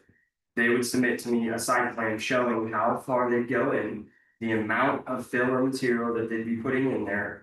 If we're using this criteria, I would then consider, okay, is it impacting the wetland, yes or no? Is it impacting the wetland buffer area, yes or no? Does it meet the criteria? If it meets the criteria, then approval can be given. And then after that, Alright, so you say approval can be given, correct, what, a written determination would be issued to that individual for that proposed use on their property. Or activity on their property. so this would be a letter, A letter, it would be a formal letter attached to their zoning permit certifying that they complete the work in that wetland district. that needs to be explained in here, so Okay, it needs to be operational. right, So. Okay, so it's not really a permit, it's just a. And lack of a better term, I guess, an addendum. correct, To the site plan that then results in a zoning permit correct, that at least currently they would take to Charleston County in order to be able to get a building. correct. That's 100% correct. Which, one of the things that was taken out that was in steps under procedures. Was the initiation of wetlands notification plan, wetlands impact application, where it kind of goes through all the things they have to submit. Now, maybe that's going to be, I was kind of thinking maybe we can have an attachment that was the wetlands notification form and the wetlands impact application on this, so we could see that these things have been included in that form. And therefore, they don't necessarily need to be in the ordinance, but I think they should be in the ordinance anyway.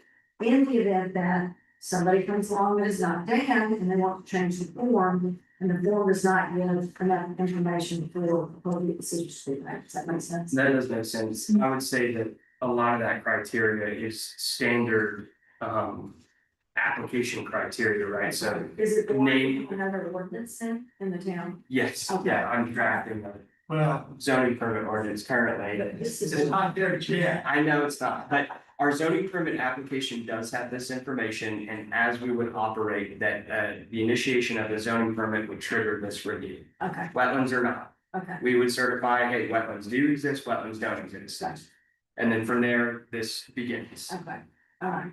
I kind of figured that was the case, but I looked at it and said, well, something is not in there. Yeah, and you're right by seeing that, and the interpretation of this is great information, and we can use this language and put it into an application, and that's what the guide for the application would be. But for the consistency and efficiency of this ordinance, it's best to kind of take out a lot of this fluff information in here. It's good, but it could make it lengthier, and we want people to see this is what you can do, this is what you can't do, this is how you do it. That's fair enough. And if there were, one of the applications that had this in there, Yeah, I would be more. of course, and once this is formalized, staff will then draft that, or before final adoption, it will be drafted. So that could be a recommendation that we make out of this, but before any documents were made on behalf of the town as a formal document, staff need the direction. So, Well, I believe that the directions are given in the edit to the definition of the wetland certification, because it forms a document. So like, before you can, and it accompanies the zoning permit, so we're already creating documents. Yeah, and maybe just an explanation of. Explanation of that. A to Z, you know. Right. Like you were telling me, this is what you need to do. mhm. And yeah, And looking at this, it's not that big. yeah, okay, I can do that. And on the street, it's pretty easy to know what to do. So should we go back to page 10 and 11 to look at, we started with prohibited activities, not put this elsewhere. Yeah, right. Restricted activities, I do at least understand your point, Mhm, which is not a bad one at all. mhm, If it's prohibited, it's just very prohibited, you can't do it. mhm. And, but if it's restricted, you could go to the board of zoning appeals for a variance, is that correct? Yeah, if you don't meet the, so it. So, It's yes, initial administrative. correct, yes, so staff reviews it first, if I find that they don't meet the criteria, it's an appeal to the. Board of Zoning Appeals, any of the other restricted activities. And those that aren't, listed in here are considered prohibited unless they're exempted, so Okay. that opens Anything us, else, just, it's just enough, yeah, correct. I want to know. Mhm. Uh, Which is vague, but I think we really capture all those things, which is the placement of permanent structures. Otherwise not exempt. No construction or installation of outfall pipes that direct stormwater into wetlands. Placement of any integral part, feature, or mechanism of the sewage disposal system. say again, where are we? Just going over the prohibited Okay, activities. which one was that? Oh, construction of body, no, that was, Yeah, so I think the intent here is to avoid unreasonable encroachment by a permanent structure. In this case, I would say a fence is a permanent structure. Yeah. Encroaching into the wetland area or buffer. That are not otherwise exempt. Construction or installation of outfall pipes that direct stormwater into wetlands, so direct discharge into wetlands that would degrade water quality. Yeah. And then the placement of any integral part, feature, or mechanism of a sewage disposal system. just a flat no. I like that. They should be designed completely out in the, from the OCRN line, they're required to be 75 feet away. This would now require those to be an additional 10 feet from the OCRN line, or if there's a larger buffer, that would apply, but also to general wetlands, because the town recognizes those to be significant. But it would be 75 buffer plus the 15. 90, did I say 90? Sorry, No, no, I said 75. you guys, So the current regulations for OCRN from the critical area line is 75 feet. okay, We would now require 90 for all new lots that's what I was. for septic systems. Uh, And then restricted activities are as follows, so it's anything under that original fill threshold. So it's 10% or less, or 5,000 square feet, whichever occurs first. And then after that is the placement of any permanent structure within the wetland setback that does not otherwise impact the wetland buffer or wetland. explain that to me. So we're saying it can't go into the wetland buffer and wetland itself, but it can go within the wetland setback, i.e. a fence. Fences are allowed projection, eaves are allowed projection. Pool equipment allowed projection, HVAC allowed projection. I think the intent of a setback is to restrict permanent structures that would encroach further than they should. And we allow projections currently in the code of ordinance. And staff recommendation here is that we honor or review that. It's just an additional 10 feet. In my For a pool, or. no. Yeah, I wouldn't say a pool could go in that area because that would be require fill. Fill or maybe we revise one to include also impervious surface, but that's captured as the prohibited. Okay. So it's no impervious surface. Okay, And then the next one is fill of whatever, that's for access. okay, And we can get that through later, but yeah, so this next one is like. Any permanent structure that, that you could put in a setback that could stay there in perpetuity, that would have no impact on the wetland itself. Mailbox, closed one. Chicken coop, like, you know what I mean, like these things. This is the discharge, so I don't think chicken could. Yeah, but so that's the thing is like, there's structures that we might not think of today. That were like, hey, that's a permanent structure that has no effect on the wetland. Greenhouse. But they would then have to come to the BCA to get a variance for these exempted these restricted activities. It would be an administrative review and they would have to meet the approval criteria. Okay, And if they disagree with the administrative. It's an appeal. okay. So- Yeah, so They the, made a wrong decision. yeah, so the, Yeah. So the next one- yeah, the next one would be replacement of a non-conforming or degraded structure within the pre-existing footprint. This is one-for-one replacement. This is a practice in a lot of different cases as grandfathered structures exist. If they're within a buffer or setback and it's degraded more than 50% or it's completely destroyed through force majeure, maybe we add that in there, but we allow one-for-one replacement. The idea of retreat, What do we want to? that's up for interpretation. I view it a little bit differently because I think one-for-one replacement, a lot of people can agree with that. And if you have a structure that was built, let's say, closer to the setback than what we may have today, or even within 35 foot, which I have seen some. Right, wrong, or indifferent, and that's degraded or destroyed more than 50%. Can they put it back, yes or no? I would say no, maybe, I don't know, but. I think that there are certain structures that should be allowed to be rebuilt like a home. Well, Yeah. the idea is for. It's always been my idea, and it deals with equal protection issues too. Is that when something is built and it's done legally, because for it to actually be a legitimate non-conforming Mhm. structure, whatever, Got it, it would have had to have been legal at its inception. I see, A violation should not be grandfathered, correct, because that just provides an incentive for people to go do stuff without approval. right. Well, it was already there. So a legal non-conforming or degraded structure within the pre-existing. And that's one aspect of it, but then to go further with it. The whole idea of changing an ordinance is, and judges like to use these goofy terminologies like, equal dignity ordinance or whatever. But a lot of the words you see with respect to non-conforming uses, it says it is so repugnant that you can't do it anymore. Mhm. So it's basically saying, and I mean, if you think about it, it's like, we don't want this to occur anymore. Mhm. So if something has outlived its usefulness or is destroyed or removed or abandoned, why should it be allowed to be put back? Yeah, there's- Particularly if there is an alternative to that. Yes. And if there is, that's what should occur. Right, If it presents such hardship.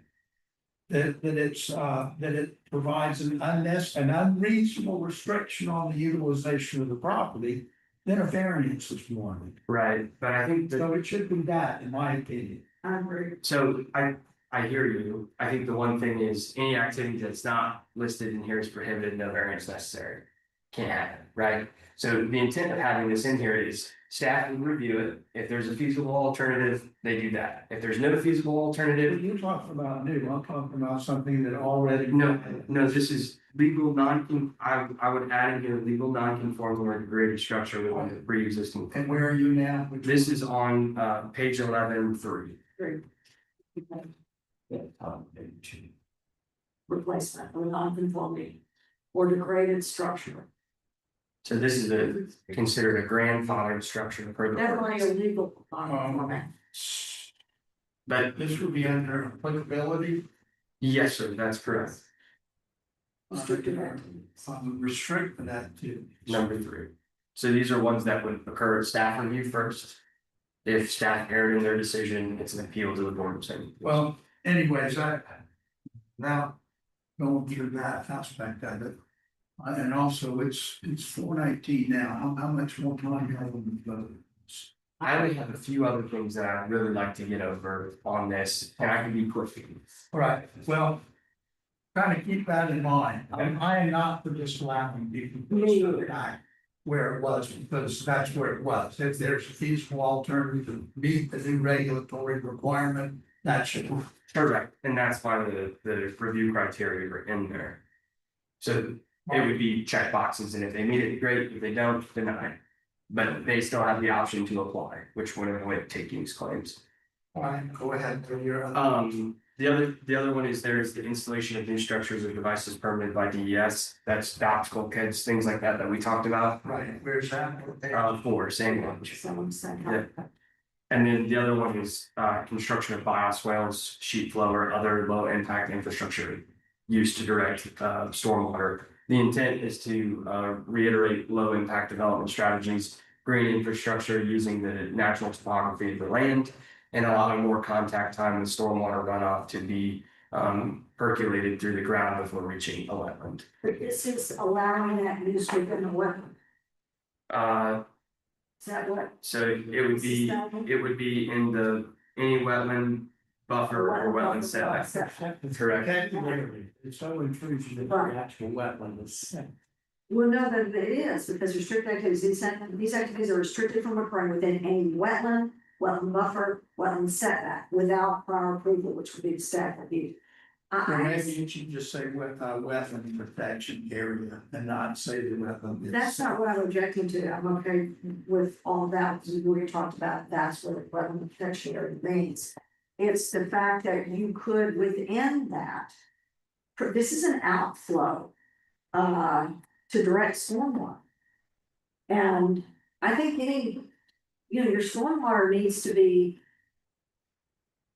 I'm not sure, I don't know if you want to be able to build something that directs that into the wetland. If the natural flow from your, I'm not sure. Allowed, correct? Yeah. Yeah, you know, they have outfalls in the wetlands. I could for that. But so that direct activity is prohibited. Right, So, but this simply applies to green infrastructure, but spelling out green structure techniques that we would like to see that would allow, like I said, from the time of discharge, it has more contact time over surface area and entire setback buffer area before it reaches the wetland. So naturally, per these buffers and requirements that we have, can scientifically prove that would filter phosphorus, nitrogen, E. coli from reaching the water source are therefore. okay, So but since the definition of restricted includes wetland, this could occur in the wetland. it would be a direct impact to a wetland, right? I mean, Which is- any foreign, intrusion into a wetland is an impact based on this ordinance. Correct. Which is prohibited. No, No. this is restricted. So Which means it could be a direct outfall pipe that has zero contact time with the ground is It's prohibited. prohibited. And in activity, green and low pack infrastructure, as recommended by the comp plan to be used and utilized within the town, should not be restricted. It should be permitted. If there's feasible alternatives, then those should be obtained. But we should still allow and promote innovative green infrastructure that would direct stormwater into its natural filtration area. And adding the contact time with the buffers and setbacks, like we're saying, would filter out any foreign bodies or more than it would zero contact time through the grade pipe. But I guess what I'm concerned about, I'm okay with the buffer and setback concept, being within that area. It's, again, I've been told visualizing this, having it be. I suppose if there's no permanent structure allowed in the setback and buffer area, that it wouldn't be coming directly from permanent structure in the wetland. Correct. But it would have to go through It would that have to. buffer or not. Correct. Follow the natural topography Gotcha. through use of gray or green infrastructure or low impact development. What does growing mean? Gray is like outfall pipe, French drain, like things that is concrete or metal or corrugated pipe, not dirt, not hay, not straw, not natural environment. You can sheet flow across by, grading or the natural topography. I mean, you can see it, you add some rocks in there and you can sheet flow that way and get contact time and different things, or a rain garden. But this would not allow concrete swale. That's correct. Okay. Bioswale. But up the bias, but not even rock, but then in there, it's like. I think rock is a good thing because it's a natural filtrator, Yes. or at least that's what I'm told, so. And we can, of course, this will be a living document that if y'all have outstanding comments and things before the next time we meet, could be filtered through to Kia Okay. for then later discussion. The one last thing I did want to leave with here is In a discussion with industry professional, they suggested the creation of a town of Allendale wetland mitigation bank. And what that would mean is any mitigated wetlands that are paid for activities impacting a wetland within the town would then go directly to conserving wetlands within the town of Allendale. So it's not some external wetland mitigation entity that we don't even know where it's mitigating to, but they go right back to the town for either the town or an agent of the town to purchase wetlands and conserve them in perpetuity. Where do we discuss mitigation in this stuff? That is in the conditional approval section, which was in the original scale. Which way are Conditional approval can be granted when considering, yeah, it's completely unchanged. Number 3, on page 17. Compensatory mitigation measures to offset losses to wetland area, acreage, function, and value. So to my understanding, This would be a staff decision to allow mitigation. correct. Or we require any mitigation for any loss. I mean, this is just an example here where it's listed in the ordinance as we say that there has to be, mitigation in the form of compensation. Well, what's that? That is paying into a mitigation bank and paying credits. So if we then say, okay, if you have to pay any credits, this is the mitigation bank. Now, this is a legal question if we can do that or not. But in a perfect world, we would take those funds and preserve wetlands within the town. Yes. There are wetlands that are within HOAs that are supposed to be turned over in protection for perpetuity. The town were able to then purchase those wetlands from those HOAs. That's conserving wetlands in the town, as they should be protected, but they will always be protected by the town or others within the town.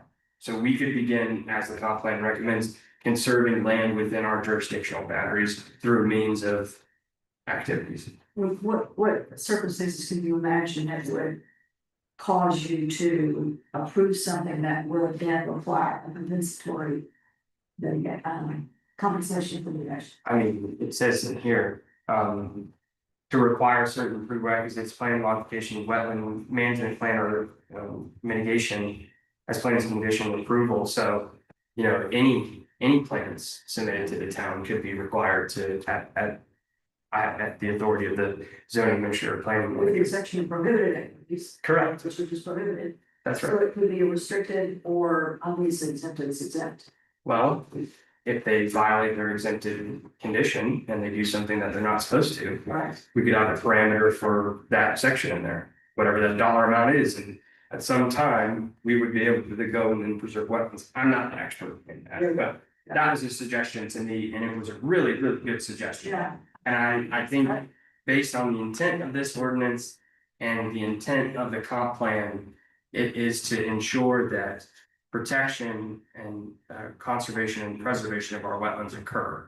It's understood that there will always be wetland impacts, regardless of future, present, or past. There's going to be wetland impacts from human activity because that's just natural.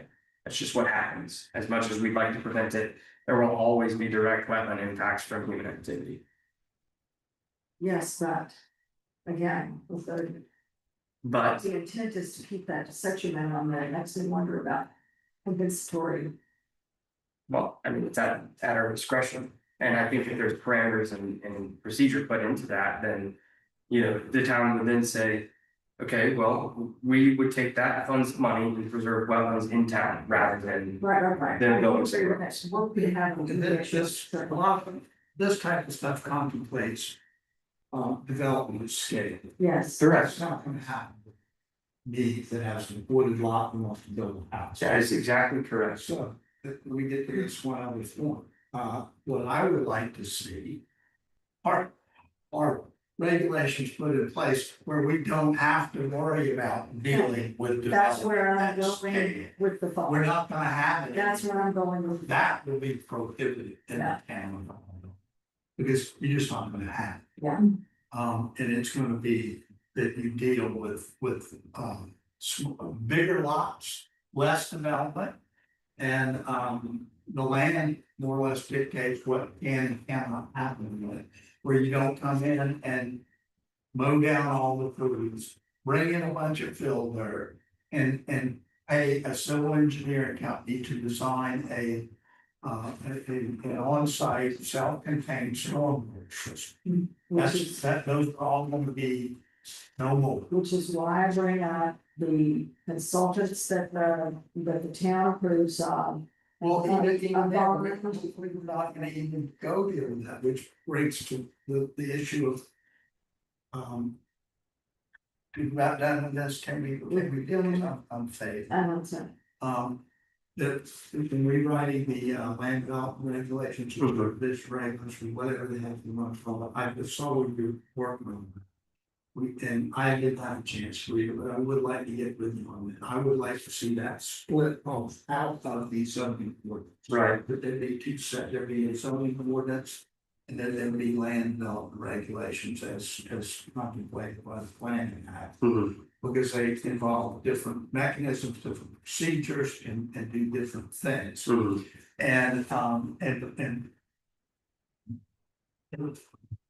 I'm not sure how we go about doing it, but ultimately, the ultimate goal, in my opinion, if at least 3 other people on council agree with it, is that we will get rid of all the stuff that's there now that's predicated on the county regulations, or 20 years old, 25 years old.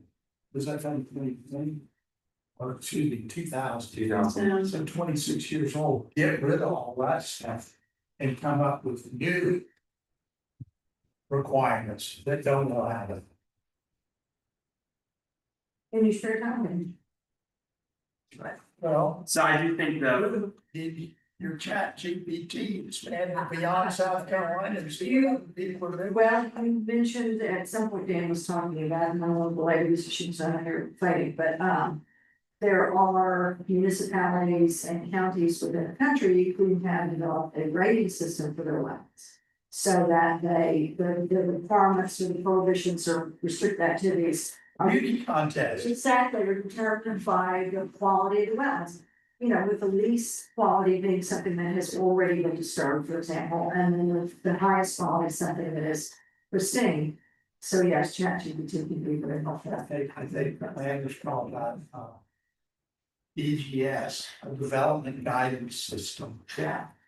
I didn't even bring that up to you, because I thought that would be even more detailed than we were able to contemplate. And so if I may, there are some edits and suggestions that we did talk about. If we could get a motion to allow staff to review the comments received today. And provide a revised version to the committee for further consideration. And then at our next meeting, we will facilitate a further discussion on what should be a final recommendation. I make that motion. I will second that motion with the understanding that we did not go through the whole lot. And I will have comments, I'm sure, on some other stuff. Okay. Because I have a lot of not that someone. But I'll second that motion.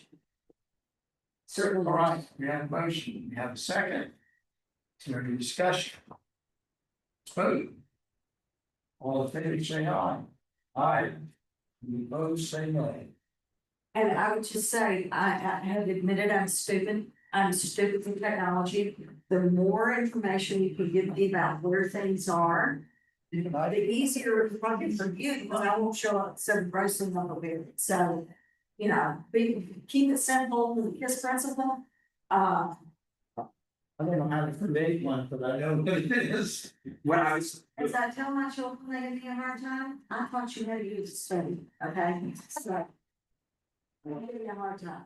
no comment. I will say, you will be out for the majority of August, correct? I am gone until the 3rd of August, and then I'm here until the 18th. So that Till the- first couple of weeks. So should we put something on the calendar? I was just gonna say that out of the essence of time, staff can follow up with a list of dates, availabilities based on town meeting schedules, and we can coordinate, assign and post an agenda in accordance with. I'm back on the 3rd, which means that days out. So from the 4th through the Or through the 18th, 17th, 17th. so I'll leave on it. Don't do that. I know the lines. Thank you. Thanks for your hard work on this. Yes. Appreciate it. Thank you, and thank you for explaining this to me, so I now understand. Of course. I want one second. Yes, I'll leave on the end. Oh, I'll entertain a motion to adjourn.